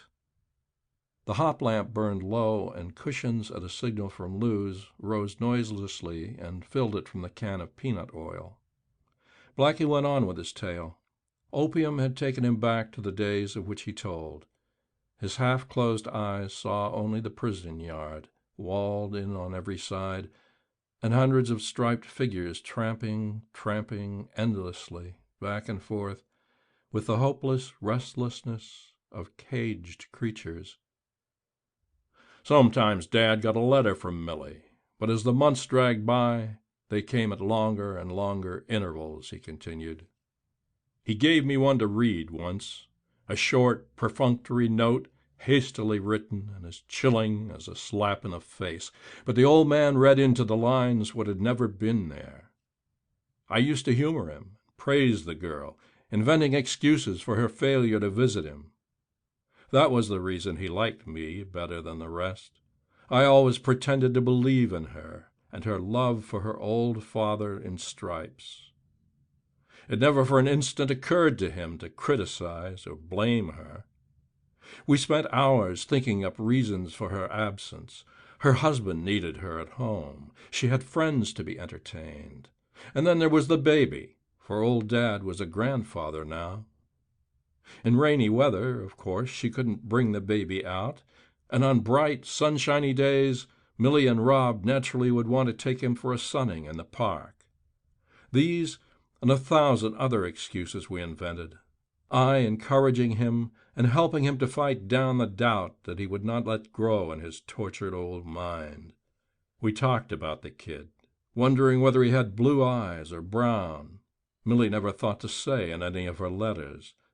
And then sometimes he would open the locket and gaze at it with love-hungry eyes, hoping that the youngster looked like my little girl. Before the holidays, the old man was taken sick. He had a cough, and at night his breathing was terrible to hear. The doctor said asthma, and gave him some ill-smelling stuff to smoke in a pipe. That was like the croaker. He'd give a man a pill to mend a broken bone, and a pipeful of weed for a broken heart. One day just before Christmas, Morgan came to me, trembling like a leaf, but with eyes bright with happy excitement. "She's coming, Blackie," he cried, waving a letter at me. "She's coming on Christmas Day, and she's going to bring the baby. Do you understand? She's going to bring the little fellow over here to see his old granddad. Maybe they'll let me hold him on my knee. Oh, Blackie, what a Christmas I'm going to have. Think of it. I'm going to see my little girl and her boy at last." I shook his hand, patted him on the back, and enthused with him. But there was fear in me. I knew he couldn't stand much more disappointment without losing all hope. And once a man loses that, the better part of him is dead. Still, I argued that the girl couldn't fail him on Christmas Day, not even a girl with those petulant, selfish, pouting lips. Christmas Day came. A bright, sunshiny, glorious day. Even a penitentiary's bolts and bars and bitter, rankling hatreds disappear under the spell of the Christmas spirit. Guards and convicts both feel it, and greet each other with a smile and a nod on that one day. Dad was like a kid going to his first school picnic. He spent the whole morning cleaning his clothes and getting barbered. He even got a man in the tailor shop to crease his striped trousers. He had a merry greeting for everyone. He gave away all his carefully saved tobacco, and when I protested at this generosity, he told me he wanted all the boys to have just as perfect a Christmas as his was to be. You know, a little gift, even a sack of tobacco. That shows someone is thinking kindly of you. Means a lot to a man in here, Blackie, he said. And after I've seen my little Millie and her boy, I won't care if I ever have tobacco again. Only 2 more hours to wait, Blackie, but every minute seems a week. At last, the gates opened, and the runner came through with a thick packet of passes. There were a lot among us who were not forgotten that Christmas day. Old Dad was perfectly sure that at last he was to get his reception. He edged up to the front of the crowd that surrounded the runner. If he had been a millionaire instead of a convict, his face couldn't have beamed with greater happiness. One by one, the runner cried the numbers, and each time someone stepped forward, seized his pass, and hurried off. There were only a dozen left, then 6, then 3, and still there had been no call for Morgan, number 22,492. Dad stood facing the runner with trembling, sagging knees, and the look in his eyes was pitiful to see. The last pass was gone. Dad had not been called. He wilted like a flower thrown into a blazing grate. Then the runner drew a white slip from his pocket. Number 22,492, Morgan, he called. Dad leaped forward like a racehorse when the barrier rises. He couldn't speak, but he held out both trembling hands toward the slip of paper that was more to him than anything that gold can buy. The runner put it into his hands gently. "It ain't a reception, Dad," he said kindly. "I wished it was. It's just an order to report to the captain tomorrow for change of work. He's going to give you a swell, easy job for a Christmas present. And say, Dad, I think sure you'll get that reception tomorrow. Sure I do. I got a hunch." I put my arm around Dad and led him over to the bench. He hung a dead weight on me. "She didn't come. She didn't come," he said over and over to himself. "She didn't come to see her old Dad, and it's Christmas Day." I sat with him on the bench a long, long time. I tried to comfort him. I lied to him, saying that there was such a crowd of visitors that day many had been turned away till the next day, and that Millie certainly was among them. He didn't even hear me, I think. The last half hour had made him an old man, very feeble. Just before lock-up time he looked up at me. "I mustn't be unreasonable just because I'm so disappointed," he said. "Millie would have come here if she could. Maybe Rob or the baby is sick, or maybe something's happened. You know Millie would surely have been here if she could, possibly. Don't you, Blackie?" "Sure, Dad," I said, but I had to turn my head away. All that evening up in the dormitory he lay on his bunk, staring at the picture in his locket, while the Khans, light-hearted in that one day's forgetfulness, frolicked about the room. His asthma was worse. Every breath was an effort. "I hope she's had a happy day," he said to me just before taps sounded and the lights went out. "I hope she hasn't worried because she couldn't get over today. I've been thinking tonight of the other Christmases we've had together, when she was just a little tot on my knee," and his voice failed him, and he turned away his face to hide the tears that were dropping on his white beard.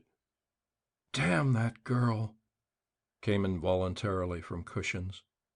Then, realizing that he had voiced his thought, he dropped back, red and embarrassed. "You don't need to. She did that for herself, son, Blackie went on. There isn't much more to tell. Away along in the night, I was wakened by a horrible, gurgling, choking sound. It reminded me of the noise a man who strangled himself with his suspenders made in a cell next to mine long ago. I sat up, wide awake. The noise continued. Other men were awake, too, whispering and wondering where it came from, for the room was in black darkness. Suddenly I thought of Dad. I leaped out of my bunk and struck a match to a paper spill. By its light I saw old Dad Morgan lying on his bunk, gasping for breath. His eyes were glazed. He was unconscious. My call brought a dozen men to his bunk. They propped him up with pillows while I bawled for the guard. When he finally heard me and came to the window, angry at the racket inside, I had hard work to convince him that the man was sick enough to necessitate routing out the doctor at that hour of the night. Finally, he went away to the hospital, and after a long time came back with 2 trusties and a stretcher. The doctor had sent word to bring the sick man over to the hospital. The big steel doors were unbarred, and the trusties came in. Around old Dad's bunk, half the convicts in the room were kneeling, some making and burning paper torches, while others bathed his face and worked his arms up and down. The hospital trustee laid his hand on the old man's breast, then put his ear to his heart. "He's dead, boys," he said. "Poor old Dad. He's done his time quick." They laid him tenderly on the stretcher and crossed his hands on his breast. In one of them was the locket with Millie's picture. Then they carried him away.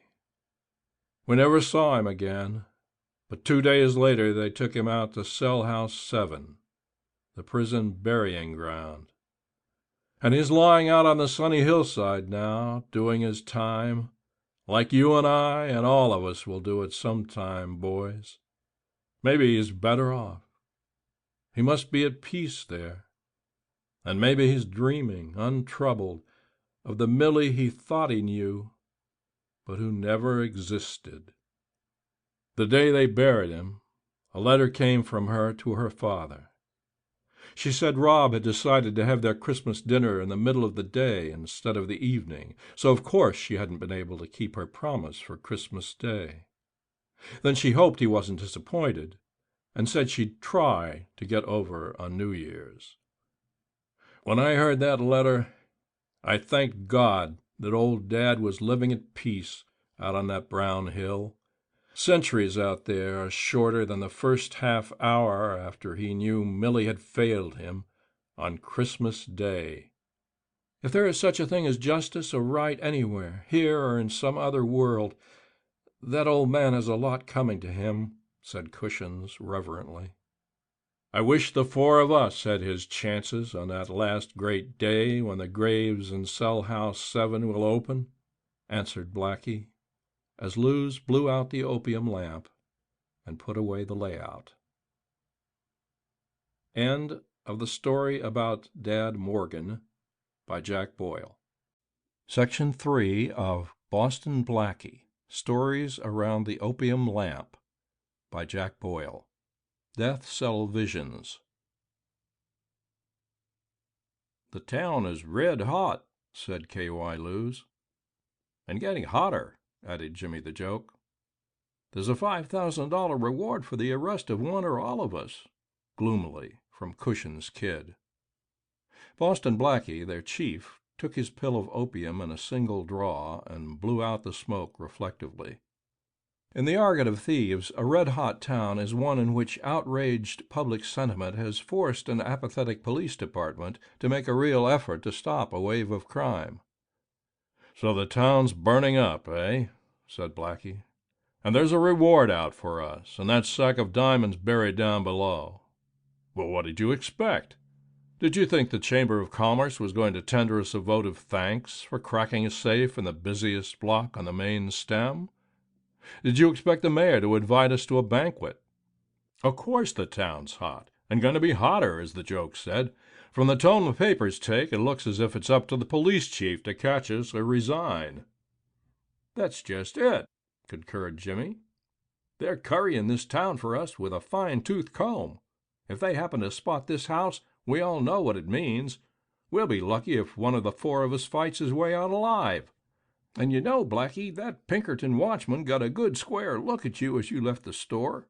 It's an even money that he's identified your mug in the Bertillon gallery.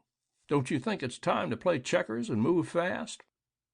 A week before, a sensational diamond robbery in the heart of the city, following a long series of similar crimes, had aroused the entire town. Businessmen's associations met and passed resolutions.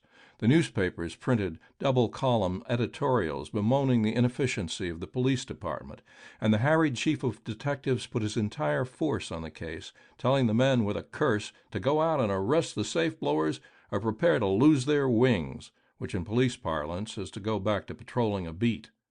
Meanwhile, the four men responsible for the furor lay under cover in the furnished cottage they had rented in the suburbs. Inaction under fire is the final test for courage, and although any one of Blackie's mob would have unhesitatingly fought against any kind of odds until he dropped, the strain of endlessly doing nothing was telling on overstrung nerves. "It's hard for the deer to lie quiet in the thicket and listen to the hunters tramping the woods around about, but the wise old buck does it and remains a deer instead of becoming venison," said Blackie slowly. "It's that way with us. Of course we're in danger here, but if we started to travel, hundreds would see us every day, for not one gets a glimpse of us now. If they have identified my picture, which is possible, the alarm has been sent out all over the country. On any railroad train or street corner, we're liable to be tapped on the shoulder and turned to look down a gun barrel. I figure there are nearly 40 chances of a pinch if we travel now, to 1 while we lie quiet here." "I wouldn't mind swapping lead with a couple of coppers at that," boasted Cushions. He was rather afraid that his former remark had been taken as a reflection on his nerve. "A quick wit beats a quick gun 9 times out of 10, son," returned Blackie in quiet censure. "Remember that, and you're less likely to have a rope start you on your long jolt underground." "If I ever have to go that route, it will satisfy my curiosity anyway," the boy bragged. "I've always wondered what it was like to do time in a death cell. I've often dreamed I was in one, waiting to be topped, hanged. Maybe sometime I'll know." Blackie seized the pipe and passed it backward around the circle before another pill was smoked. It is the opium smoker's charm against the ill luck of foolish boasting. "If you are really so curious to know what it means to a man to lie caged up in a steel tank, counting the days and hours of life that he has left, I'll tell you. It may keep you from burning powder too soon sometime," said the gray-haired cracksman after a silence. He hesitated before continuing. "It isn't a thing I ever talk about. I've tried for years to forget it, and haven't succeeded. But I'll tell you the story tonight. It may do us all good, the way we're fixed. I did 3 months in a death cell once, and had all but eaten my last meal when a reprieve came." All of Blackie's companions stared in astonishment. Closely as they had been associated with him for years, not one of them had ever heard of this new chapter in his eventful career. "I was sentenced to death in the electric chair years ago," continued the speaker. "I wasn't guilty, but that's not essential now. The coppers made out a good circumstantial case against me. I was a known crook, and the jury brought in the death verdict. As I lie here now, I can feel again what I felt that day when they took me up to the old prison that I never expected to leave alive. Hurry up with a couple of pills, Jimmy. It gives me a habit whenever I recall that day and the ones that followed. They are like a brand on the brain, something that can never be effaced. It was early summer. The sun was bright and warm and beautiful. There were birds and flowers everywhere outside the car windows.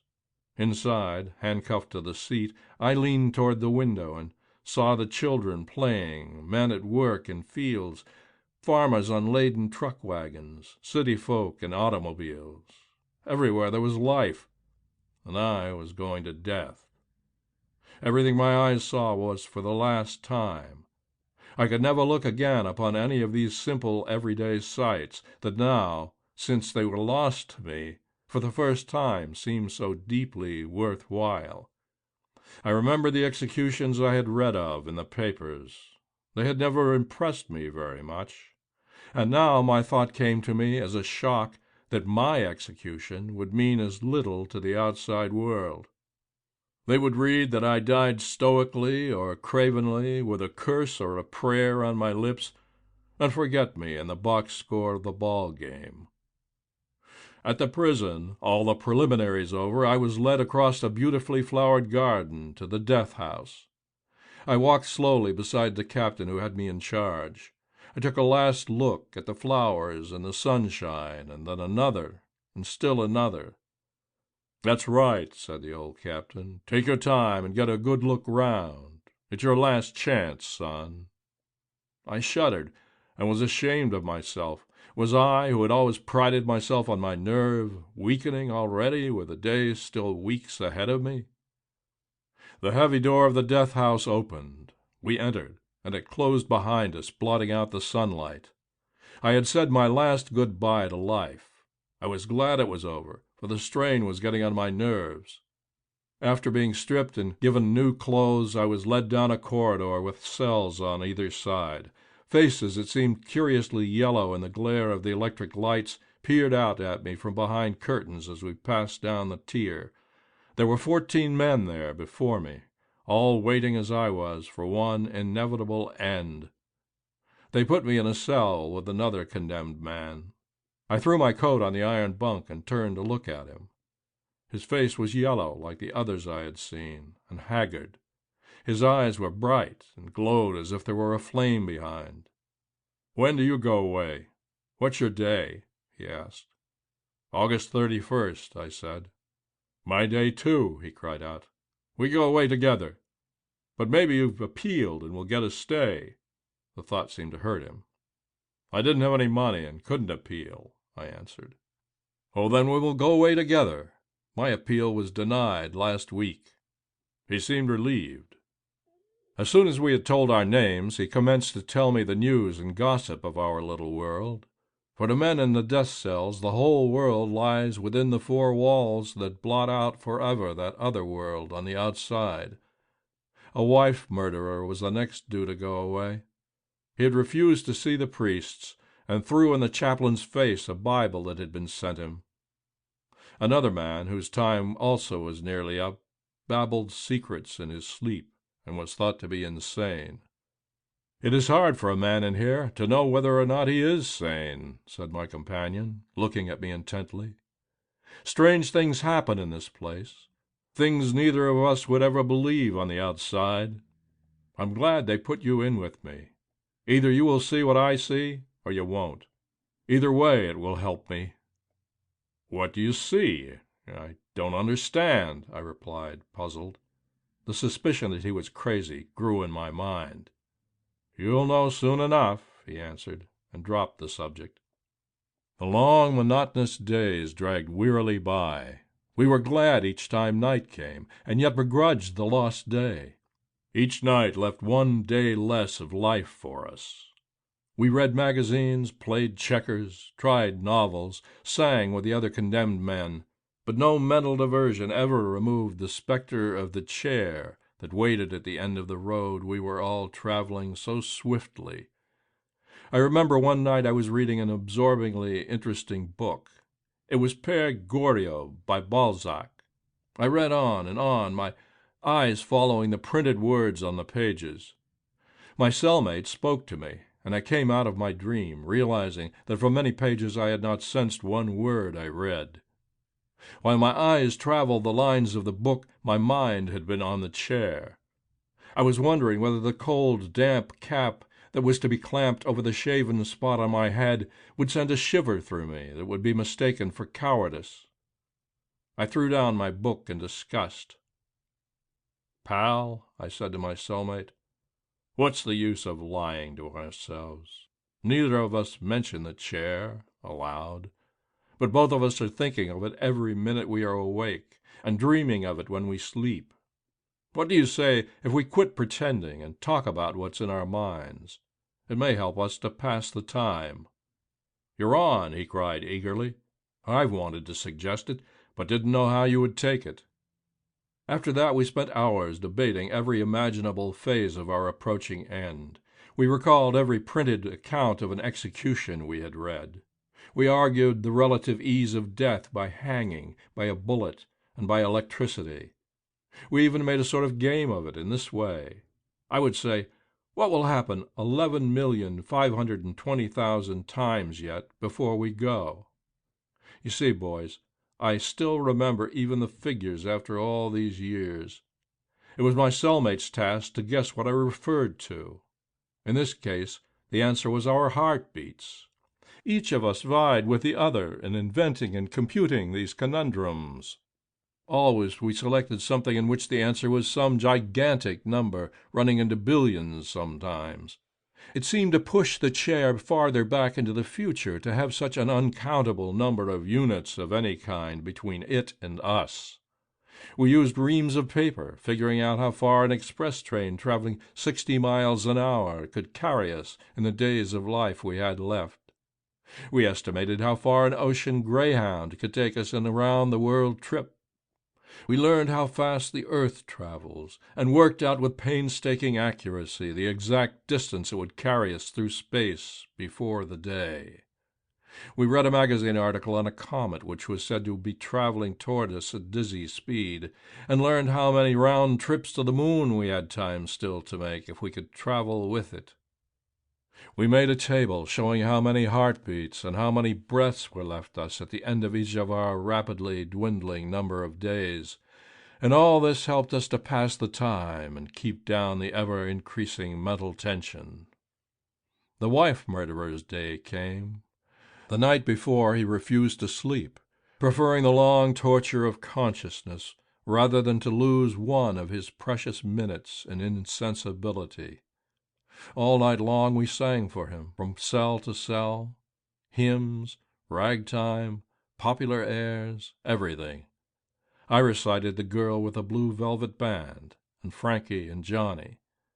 But the old songs many of us had learned in childhood pleased best. Finally dawn came. The curtains were dropped before our cells, and at last they led the doomed human creature out through the door from behind which no one ever returns.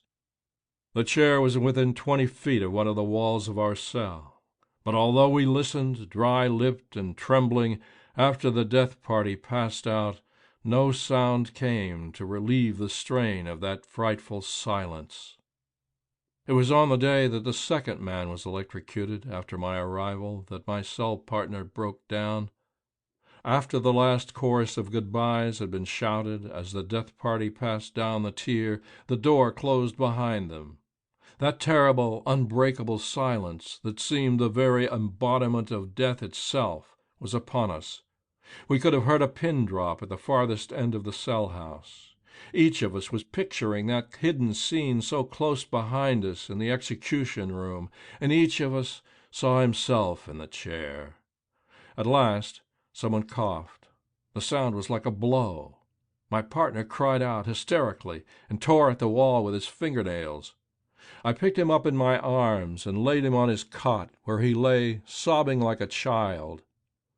"Blackie," he cried, I can't face going to the chair, knowing what lies beyond it for me." "It's hard, all right, partner," I said, "but what can't be helped must be borne. And none of us knows what does come after the chair. Maybe it's peaceful sleep. Anyway, you and I will find out together. We'll share whatever lies over there." No, we won't. That's just it," he sobbed, his voice rising in fear. "You haven't been hounded by his face like I have. You haven't even seen him, and he's been here many times since you came. His face will be waiting for me after the chair. That is what frightens me. I don't believe in God. I've tried, but I can't. But I do believe what I can see, and every night the eyes tell me plainer than words that I will have to face him when the chair has done its work." "Crazy as a bat," I said to myself, and tried to quiet him. But he babbled on and on about the face that came and stared at him at night with menacing, unmoving eyes. It was the face of his partner, whom he killed, he said. My bunk lay with its head toward the corner where the face appeared, he told me. He asked me to move it and watch with him for this thing that terrified him so frightfully. Of course I knew the man was insane, but I humored him. Blackie smoked a pill and motioned for an extra one before he spoke again. The others twisted uneasily on the pallet. "Remember what I said in commencing," the smoker went on in low tones. "I myself saw what I am going to tell. It was strange there in the death cell, where mystery hangs like a fog all around you. Told here before the four of us, in this everyday room, it seems unbelievable. And yet it is true. I know, for I saw. Well, that night we lay awake, talking. I kept trying to cheer up my cell partner, for he was terribly shaken, and I knew there would be a frightful scene when our day came if he didn't regain his nerve. The lights in the cell were out, but those in the corridor shone through the barred door almost as brightly. The far wall of the cell was in shadow. Everywhere else there was light enough to read by. I don't know what time it was. Not late, anyway. There had been silence between us for many minutes. Suddenly my comrade reached out and caught my hand in his, like a frightened child seeking protection from something. His fingernails sank into my flesh until they brought the blood. "Look! Look!" he whispered from beyond teeth that clicked like castanets. "See! He's coming!" I looked where he pointed with shaking forefinger. At first I saw nothing. Then, so gradually that the transition was scarcely perceptible, the dark stone wall before us seemed to glow luminous near the center. It was like nothing I had ever seen. It was as if the light came through the wall from behind, faint but unmistakable. I stared. Slowly a change began near the center of the frame of light. 2 spots more luminous than the rest appeared. They looked like eyes. My God, they were eyes. The outlines of the head grew visible, then the face filled in around them. Icy perspiration ran in streams from my forehead. I wanted to, but I could not turn my eyes away. At last a whole face was there, a human face, with stern, menacing eyes that looked straight at my companion, cowering beside me. The threat in the eyes pierced like a knife. There was not the slightest movement, not a flicker of an eyelash. In the terrible steadiness of the gaze there was unutterable hatred, an irresistible power. And then, as I stared, it may have been minutes, it may have been hours later, I don't know, the outlines of the head blurred and faded, the light that shone through the wall dimmed, and I found myself murmuring a prayer of thankfulness as I stared at the stone wall which was once again its familiar self. My companion turned toward me, a face blue-white with emotion. After many trials he managed to articulate, You saw it, Blackie. Now tell me, was I right?" I nodded. I couldn't speak. "Did you ever see the picture of the man I killed?" I shook my head. "Then write, he cried. "Write now a description of that face, as if it were a man you had met." I did as he wished, without understanding what he intended to do. As I wrote, blood splashed down on the paper. I looked at my hand. It was gashed to the bone by my partner's fingernails. I hadn't known it till then. When I finished, he rushed to the box in which he kept his letters and papers. Flinging them to the floor in his haste, he finally found a clipping from a newspaper. There was a photograph in the center of the page, and he handed it to me. It was a picture of the face I had seen on the wall. Every feature was there, absolutely unchanged and unmistakable, except the eyes. In the picture, those were kindly. I have told you what they were like as they stared at us from the wall. My partner read aloud the description of the face I had written. With the picture before me, I could not have improved it. I had described accurately the face of a man I had never seen except in that damnable vision. "You know now, Blackie, why I'm afraid to go away. It isn't the chair that terrifies me. It's what comes after," my partner said. He was calmer now than I. "You read the message in his eyes." I was too stunned and paralyzed with surprise and fear to talk or even think. That I, Boston Blackie, should have seen such an impossible, miraculous sight in a place where human trickery was obviously out of the question staggered my reason. The barriers of unbelief were swept away by the certainty that I had seen proofs of the one unsolvable mystery. I was like a little child beginning all over again to build up new beliefs on the ruins of those convictions which until then had been certainties to me. There was not an hour of sleep for either of us men in the cell that night of horror. The following day my partner's wife came to visit him. It was next to her last visit. Our time had dwindled away now to something less than 20 days. A heavy wire screen kept her back from the cell door, but though she could not touch him, they could talk freely. She was a wonderful woman, of the same type as Three-Fingered Mac's wife, of whom I told you once. She was a firm believer in a life somewhere beyond the grave, where there was no such thing as sorrow and crime, and where those who had loved in this world met again in peace and happiness. Like a mother talking to a little child, this woman, with tears streaming down her face, sought to force the comfort of her faith on the unbelieving mind of the doomed man she loved. Each strained against the intervening steel that kept them from even so little as a hand-clasp. If there were ministers who could plead as that woman did, maybe there would be fewer men like us. But there never will be. A woman where her love is involved is inspired. She's more than human. She begged him in the name of their love to have faith that the chair meant only a reunion for them, a reunion where there could be no barred doors, no suffering, no sin, no death. "We'll meet each other there, my husband," she said. "If only—" "Mary," he interrupted, "if I thought the chair would bring us together again, any time, anywhere, I would long for the day to come. But I can't believe it. I can't believe you will be given to me ever again. That will be my punishment. Someone is waiting for me there, though." Then he told her for the first time about the face of the murdered man as it appeared to him. His wife's face brightened as he explained.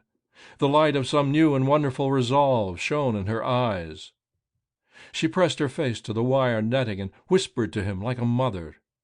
"Dear, dear boy," she said, "you have solved everything for us. Thank God you told me in time. You believe in that face you can see.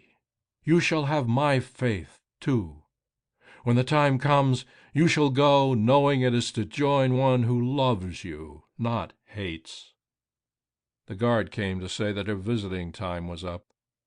"Come closer, so I can see your face once more, my dear, dear one," she said. "I want to see you smile again as you used to in that little house we both loved so. Don't fret or worry. I will save you from all your fears. God has shown me the way. Good-bye, my love, for a little while, a very little while." Bravely she kissed her hand, stretched it out toward him, and was hurried away by the insistent guard. That night the face appeared on the wall again exactly as before. The following night it came again, and so, night after night, we came to watch for it with a fearful fascination. The hateful eyes stared out at us as menacing as before. My partner, who had been cheered temporarily by his brave little woman's confidence, fell into a terrible state of fear and hopelessness. It was awful for me to contemplate what I feared might happen on the last morning. On the 10th day before we were due to go away, the warden personally brought a letter to my cellmate. It was very unusual. His manner, too, was strangely constrained. "Read this letter," he said. "It's from your wife. I've got some news for you. I'm sorry." My partner held it up before his eyes, but his nerveless hands let it slip to the floor. He motioned to me to read it to him. As I lie here now, I can see every word of that letter as clearly as I did that morning. It was only a few lines. My darling, when you read this, I shall have solved the problem for us both. I shall have taken the one certain way to prove to you that my faith in a future somewhere together is surely true. Don't sorrow for me. I am happier as I write this than I have been since trouble came to us. Before you face the last ordeal, you will know, as I know, that it ends our separation forever. I have prayed that this knowledge may come to you, and it will. I shall be waiting for you. Don't fear to come to your Mary. The man looked at the warden with terrible fear in his face. She's... He couldn't speak the word. Yes, my boy, she's dead, the official answered. Happened sometime last night. An overdose of morphine, they say. Her husband dropped on his bunk in a swoon that looked like death to me. I hoped it was. It would have been easier and quicker. They sent the doctor up and finally brought him back to consciousness. It's a strange thing, that. They will do anything at all to stave off death until they can kill you in their own way. The rest of that day was one that I still have to force out of my memory. I don't intend to put those hours of agony into words. It seemed almost as much of a catastrophe to me as it did to her husband, that the brave little woman who had cheered us only a few short days ago should now be gone forever. Hours passed, and night came, and neither of us knew it. The warden sent in a flask of whiskey, but it lay untouched on the floor. It must have been very late when we caught, both together, the first glimmer of light on the dark stone wall. We clung together like scared children. I'm not ashamed to tell it. Slowly it grew in a way that now was familiar to us. The cold eyes appeared, the head, the whole face. Once again we stared at the vision of the murdered man. And then, as we looked, came a transition. The unchanging eyes seemed to soften. The hatred died out. The contour of the face altered. The lines of the head melted into curves of wavy hair. And before our eyes on that wall, we saw the face of the dead woman, my partner's wife. He fell on his knees, stretching out his arms to her. Her eyes, kind and loving and happy, looked straight into his, giving, as the others had done, a message that was plainer than spoken words. The kneeling man's eyes fired with a sudden, great hope. "Mary, Mary, my wife," he called. "I understand. I believe. I'll come to you, glad and unafraid." The vision faded and was gone. He leaped to his feet. "Blackie," he cried, seizing my hands and clasping my shoulders in the ecstasy of his newfound hope and belief. "She's waiting for me. It's true, all true. We're going to be together again. I wish I could go to the chair tomorrow. No, now, this minute. I can't wait. Mary has saved me." No man ever went to the chair as that fellow did. Instead of fearing and begrudging the flying hours, he checked them off eagerly, impatiently, like a boy waiting for a long-expected holiday. Perfect peace and trust were in his heart. He was the one happy man I ever knew or heard of in a death cell. And when the day finally came, they told me he marched down the corridor and through the little door with a happy smile on his face and perfect love and trust in his eyes. That, boys, is what a woman's love did for that man. Cushions was very white, the others more solemn than usual as Blackie finished. "Thank you, Blackie, for catching my arm when I started to draw my gun on that Pinkerton the other night," the boy said reverently. "All I've told you tonight flashed through my mind in the second in which I decided to risk talk instead of lead," answered the gray-haired opium smoker. "It has saved me several times in similar moments of peril. That's why I told you the story. I felt I ought to." The heavy opium smoke all but hid the far walls of the room, but the men smoked on.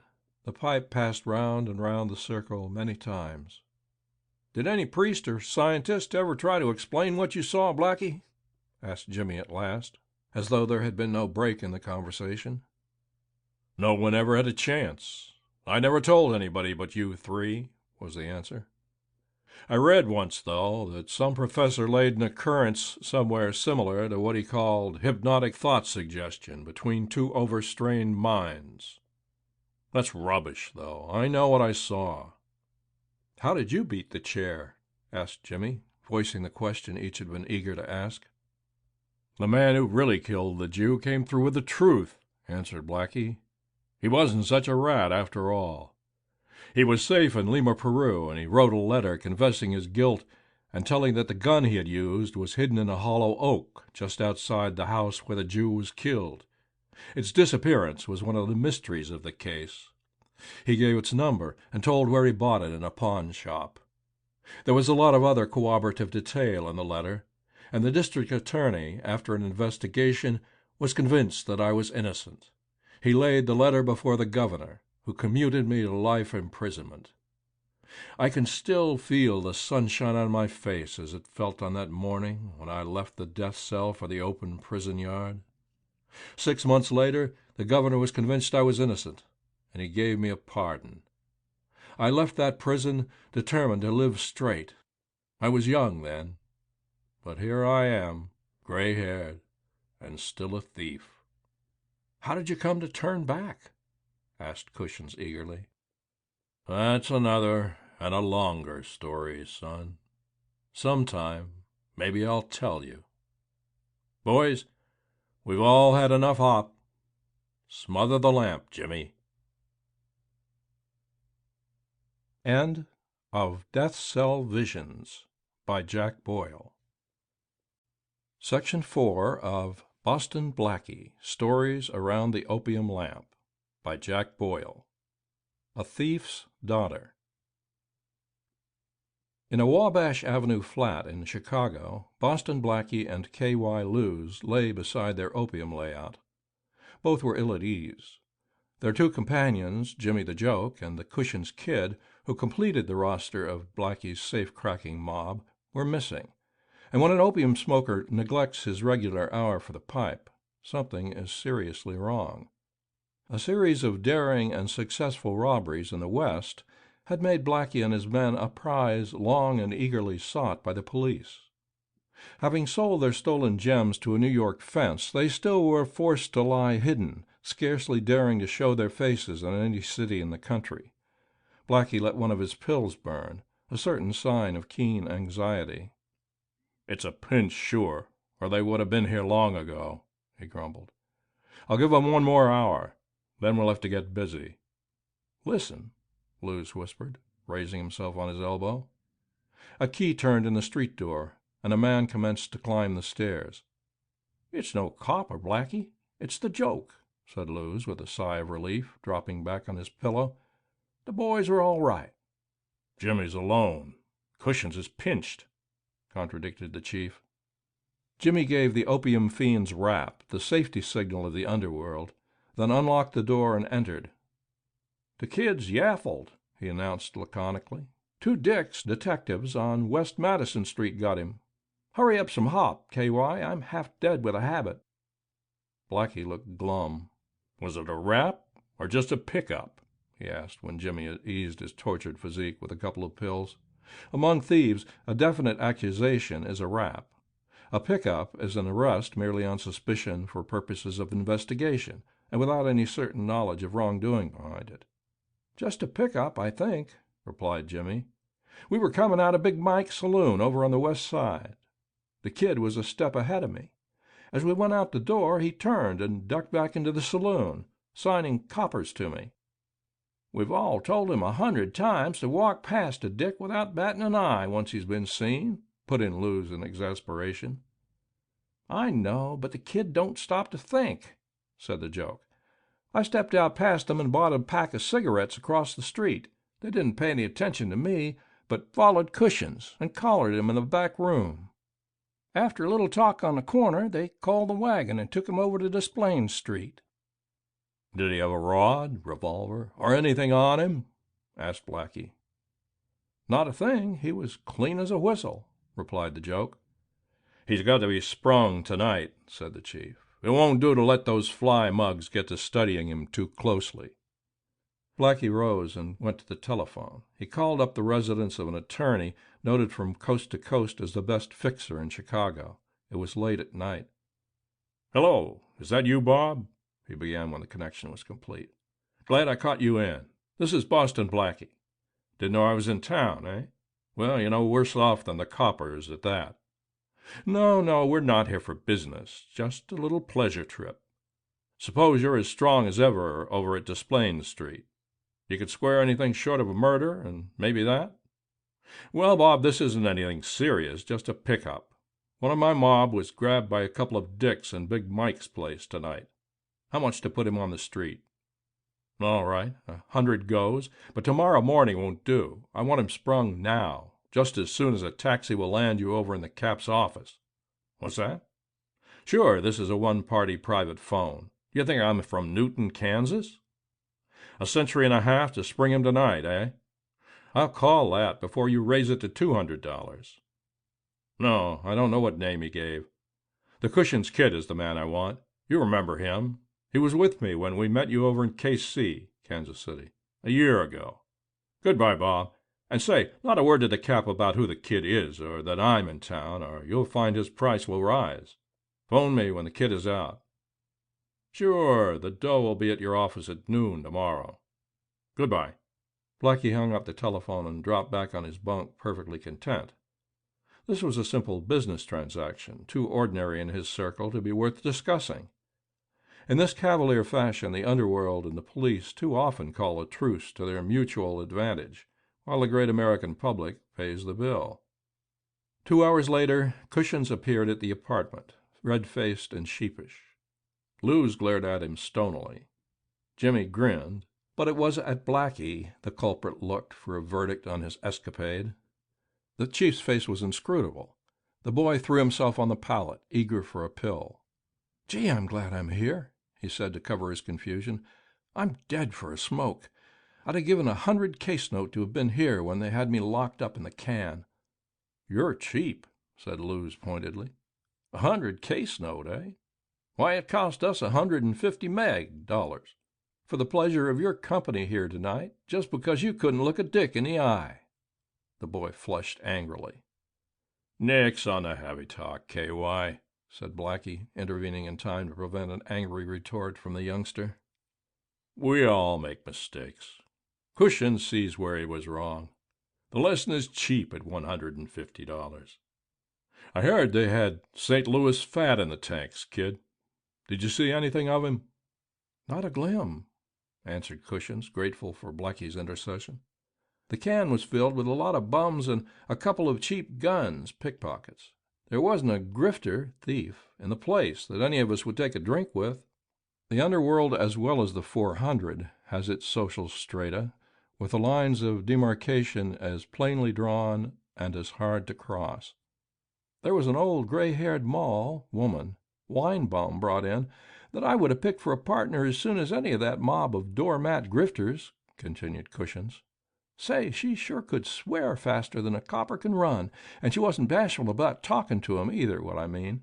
She howled out that her name was Mary Harris, so that they could hear her over the river, and gabbled about dating Tom and—" "Said her name was Mary Harris and talked of dating Tom, eh?" interrupted Blackie with that far-away reminiscent look in his eyes that showed that the remark had carried him back to days long past. "Poor Mary. So that's what came to Mary Harris, a wine bum, lying like a beast on a stinking jail floor, while a gang of half-wise kids poked fun at her. Now, there was a time, but that was 10, yes, all of 15 years ago. What changes time makes. It's a good thing we can't look into the future. Who knows where or what we'd be 15 or even 5 years from now." "Was she really dating Tom's girl?" queried Cushions interestedly. "He came before my time, but I've always heard of him spoken as a classy man." "Not his girl. She is his daughter," corrected Blackie.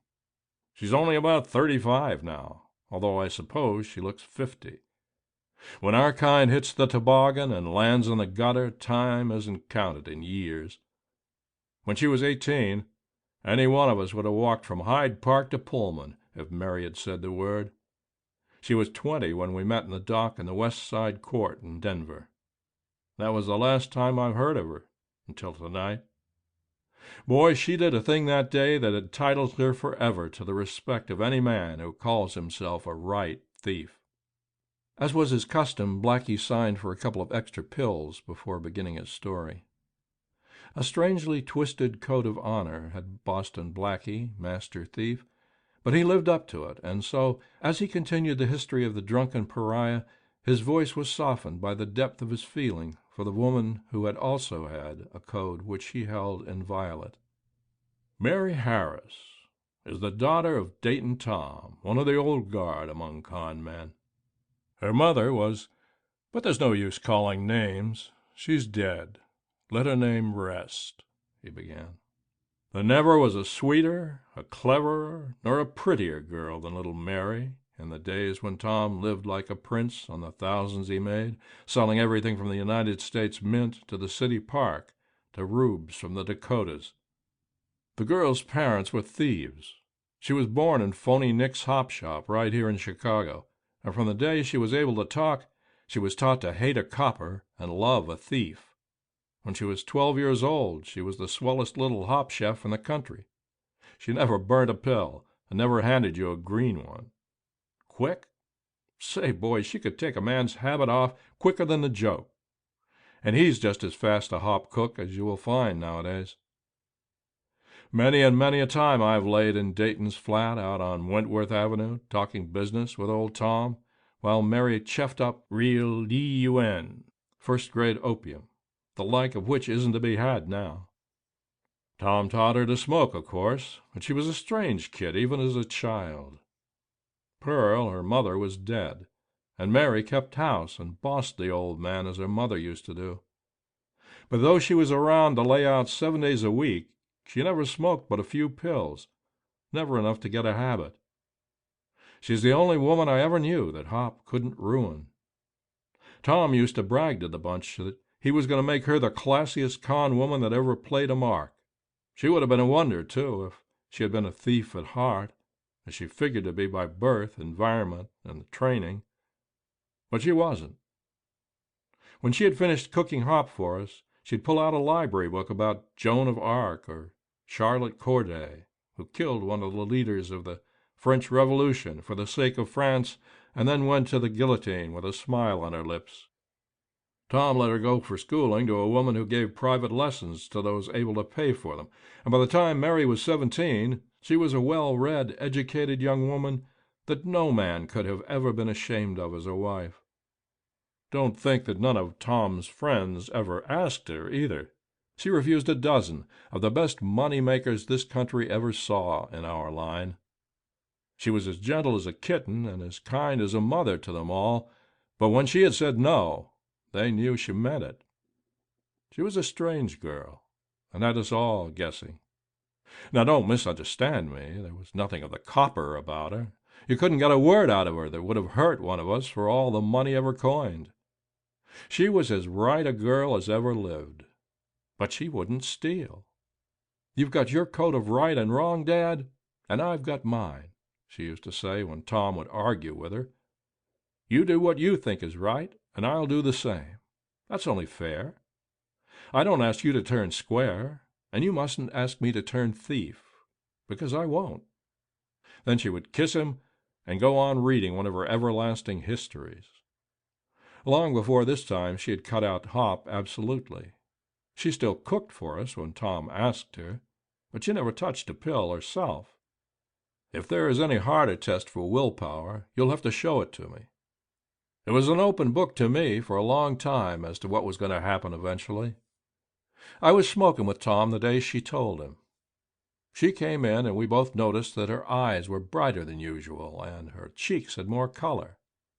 "What you been doing, honey, to bring that flush in your cheeks?" Tom asked. He idolized her. She dropped down beside the layout and took the pipe from him. "Let me cook you a couple of pills, Dad," she said, "and then I've got something to tell you." She chuffed him up 3 or 4 and laid down the pipe. "I'm going away, Daddy," she said, and there was a quiver in her voice. "I can't ever cook another pill for you. I'm going to Denver. I was married this afternoon. My husband is waiting for me now. I've come to say good-bye to my old dad." "Married?" cried Tom, jumping up. "Surely, girl, you haven't fallen for that Kokomo kid that's been hanging around here for the last few weeks?" "No, Dad," she said. "I'm not a thief, and I couldn't marry a thief. I've married a straight man. I'm the wife of Willard Harris. He's the brother of Miss Harris, my teacher. He's cashier for a real estate firm in Denver, and we're going west tonight. I'm sorry to leave you, Daddy, but I couldn't stand this life any longer, and Will loves me, and we're going to have a home and honest money to live on, and everything that I've dreamed of all these years." While a bunch of us crooks had been lying around that flat letting her cook hop for us, that girl had been dreaming of a home, decent and honest, and a husband who was square. Women are all beyond understanding, but she was the strangest and the rightest of them all. For say what you will, being right is, after all, living up to what your heart tells you ought to do. Dayton Tom raved and stormed. He swore he'd rather see her dead than the wife of a square man. Tom loved his girl, and he loved his business, and he didn't believe a man could be a man unless he was a thief, and a good one. "Why, this rube husband of yours will turn you out in the street when he finds out you're the daughter of a thief, brought up in a hop joint, and serve you right, too," he screamed. "You surely didn't suppose I hadn't told him," she answered. "Will knows all about me, and is satisfied, as long as I go out to Denver with him and give up all this sort of thing forever. And, Dad, because I know I'm doing right, I've agreed, and I'm going to do it. Oh, Daddy, wish me happiness, please, please, as I wish it to you. We have to separate. Don't let it be with anger between us." I slipped on my overcoat, shook her by the hand, and told her what I wished her. Then I left the two there together, both crying. She went west that night, and Dayton Tom was never the same man afterward. 2 years passed before I landed in Denver. I was traveling with Red Martin's mob. That always was a hoodoo town for me, and sure enough, we hadn't been there 2 weeks till I was inside, looking out, through the bars. They didn't have the goods on me, and the mob had plenty of fall dough, money for lawyers, so I didn't worry. I knew it was only a matter of lying in the county jail a couple of months. I had neither seen nor heard of Mary Harris since that night out at old Tom's flat back in Chicago. One day, when they took me over to court to continue my case, the sheriff brought in a girl and put her in the prisoner's dock with me. I didn't turn round to look at her, for it's tough enough for a woman to be in a place like that without having a lot of near convicts staring at her. It wasn't but a minute till she leaned forward and whispered to me. "Don't you remember me, Blackie?" she asked. "Or are you trying to cut me?" I turned around surprised, for I didn't know a woman in the town, and there sat Mary Harris, trying hard to smile. She was as pretty as ever, but one look was enough to show how things had been going with her. Disappointment and unhappiness and something else I didn't understand then were written in every line of her face. We commenced to talk in the old silent lip language her father had taught her. "What's wrong, Mary?" I asked. "I wouldn't have been surprised to see you up at the Brown Palace, but you sure look out of place here." "Haven't you seen the papers, Blackie?" she asked. "If you haven't, you're about the only person in Denver who don't know the story. They don't let us have the papers in the jail. What's the rap?" I queried. "They say I stole $5,000 from the safe of a real estate office where where Mr. Harris works," she answered. I saw her lips tremble. She could scarcely form the words. "It's a wrong steer. You didn't do it, of course," I returned. "But why don't that man of yours get busy and bail you out?" "I've admitted to stealing the money, Blackie, and there isn't any chance for me to get out. I'm bound for the penitentiary. I'll be just a number in another week." "What?" I cried, speaking out loud in my surprise. "You don't mean to say you've turned crooked after all?" "I'm awfully sorry, Mary. Why didn't you let some of us know? Any of the old Wentworth Avenue gang would have put you in right with a mob strong enough to protect you from this sort of thing." "I'm not a thief, Blackie," she said so slowly I thought she was going to make every word her last. "I'm as straight as I was that night I parted from Dad in Chicago. I've been square, and I've made as hard a fight as a woman can for the sort of a home I always dreamed about. But fate is too strong. I'm beaten. I'm the daughter of a thief, branded now a thief myself, and bound for the penitentiary. Everything I ever hoped for is impossible forever. Dad always used to tell the boys to be game when trouble came. I guess that's about all there is left for me to do. But sometimes life seems very, very difficult and unjust. For Blackie, I did try so hard to make those dreams come true." "You've admitted stealing the coin and are bound for the stir, but yet you're innocent?" I repeated, stupid with astonishment. "Is that right, on the square?" Her case went over till the next day just then, and before she could answer, the deputy came for her. She dropped her veil over her face and nodded a yes to me. There were tears on her cheeks as she passed. As soon as I got back to the jail, I slipped a guard a $1 bill and told him to get me a paper with a story of the Harris case in it. When it came, I found what I was looking for spread all over the first page, with Mary's picture in the center.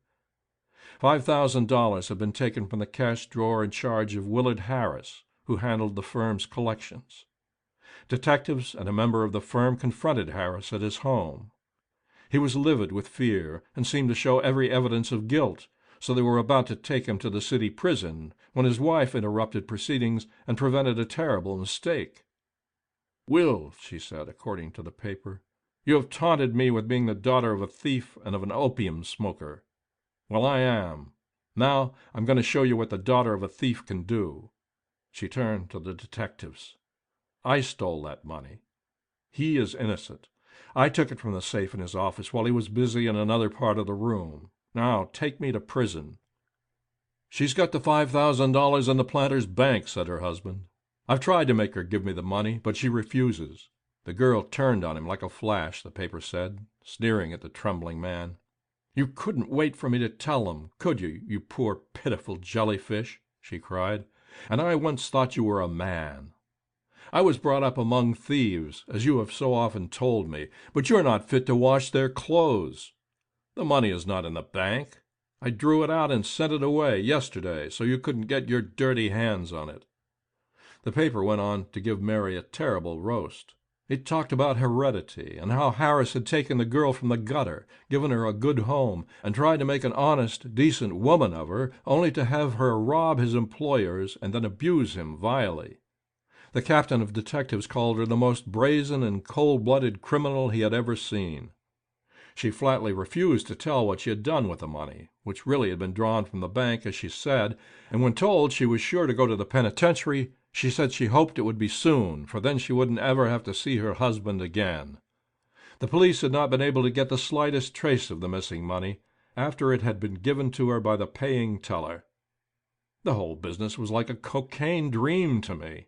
I couldn't figure it out. I knew Mary was innocent, for she had said so, and she wasn't the kind to lie to her father's pal. And yet she admitted her guilt, and she really did draw the money from the bank. I'll bet that she and her husband planned the job together, and then when the rumble came, the man backed out and let her shoulder all the blame," said Cushions, as Blackie paused to smoke a pill. "You'll have to guess again," continued Blackie. "Have you forgotten that Mary said she was not a thief? I puzzled over the business all night and ended just where I began. Next day she was in court again. I've seen the papers, Mary. Explain this Chinese puzzle, and maybe there will be a way out. If money will help any, you're welcome to my role."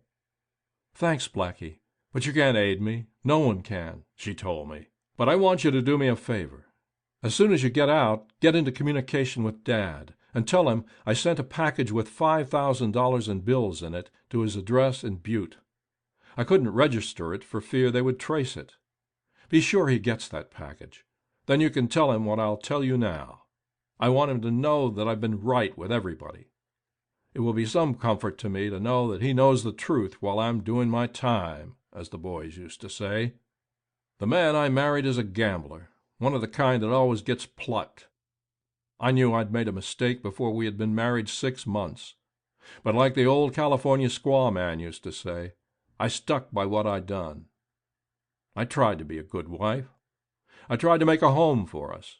I tried to stifle my heartache and disappointment as one by one my dreams turned to ashes.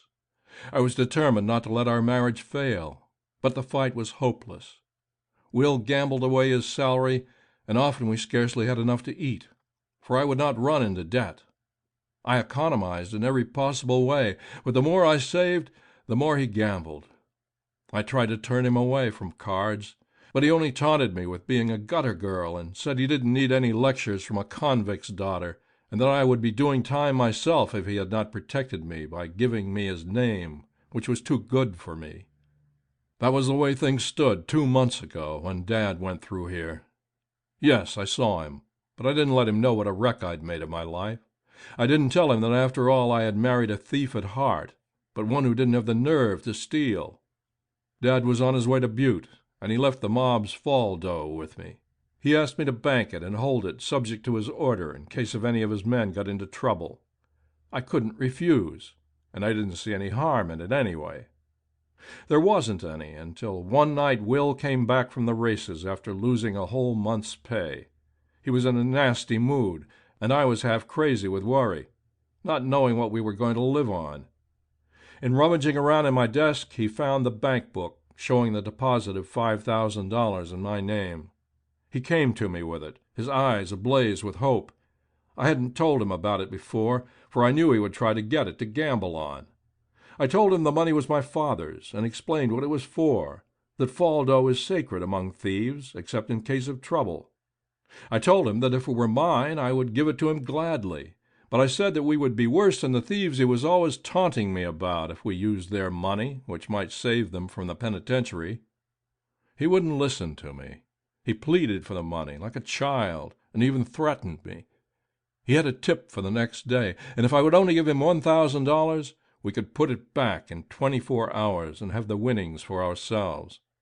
I knew he was in the hands of a gang of touts, and told him so.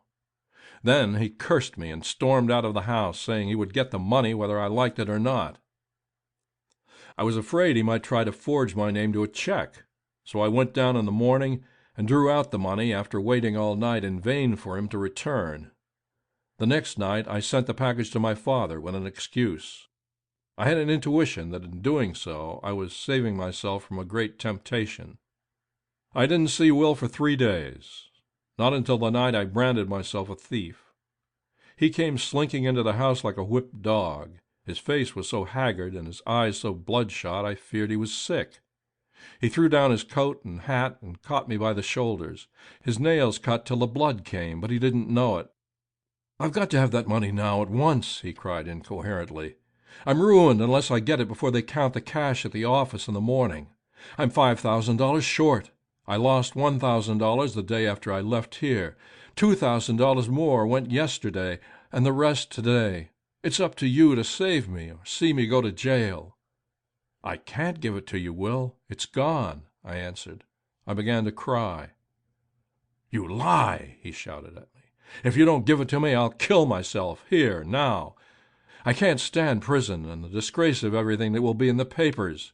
You've got to save me, do you hear? You're a fine sort of wife to hesitate when your husband is in a fix like this.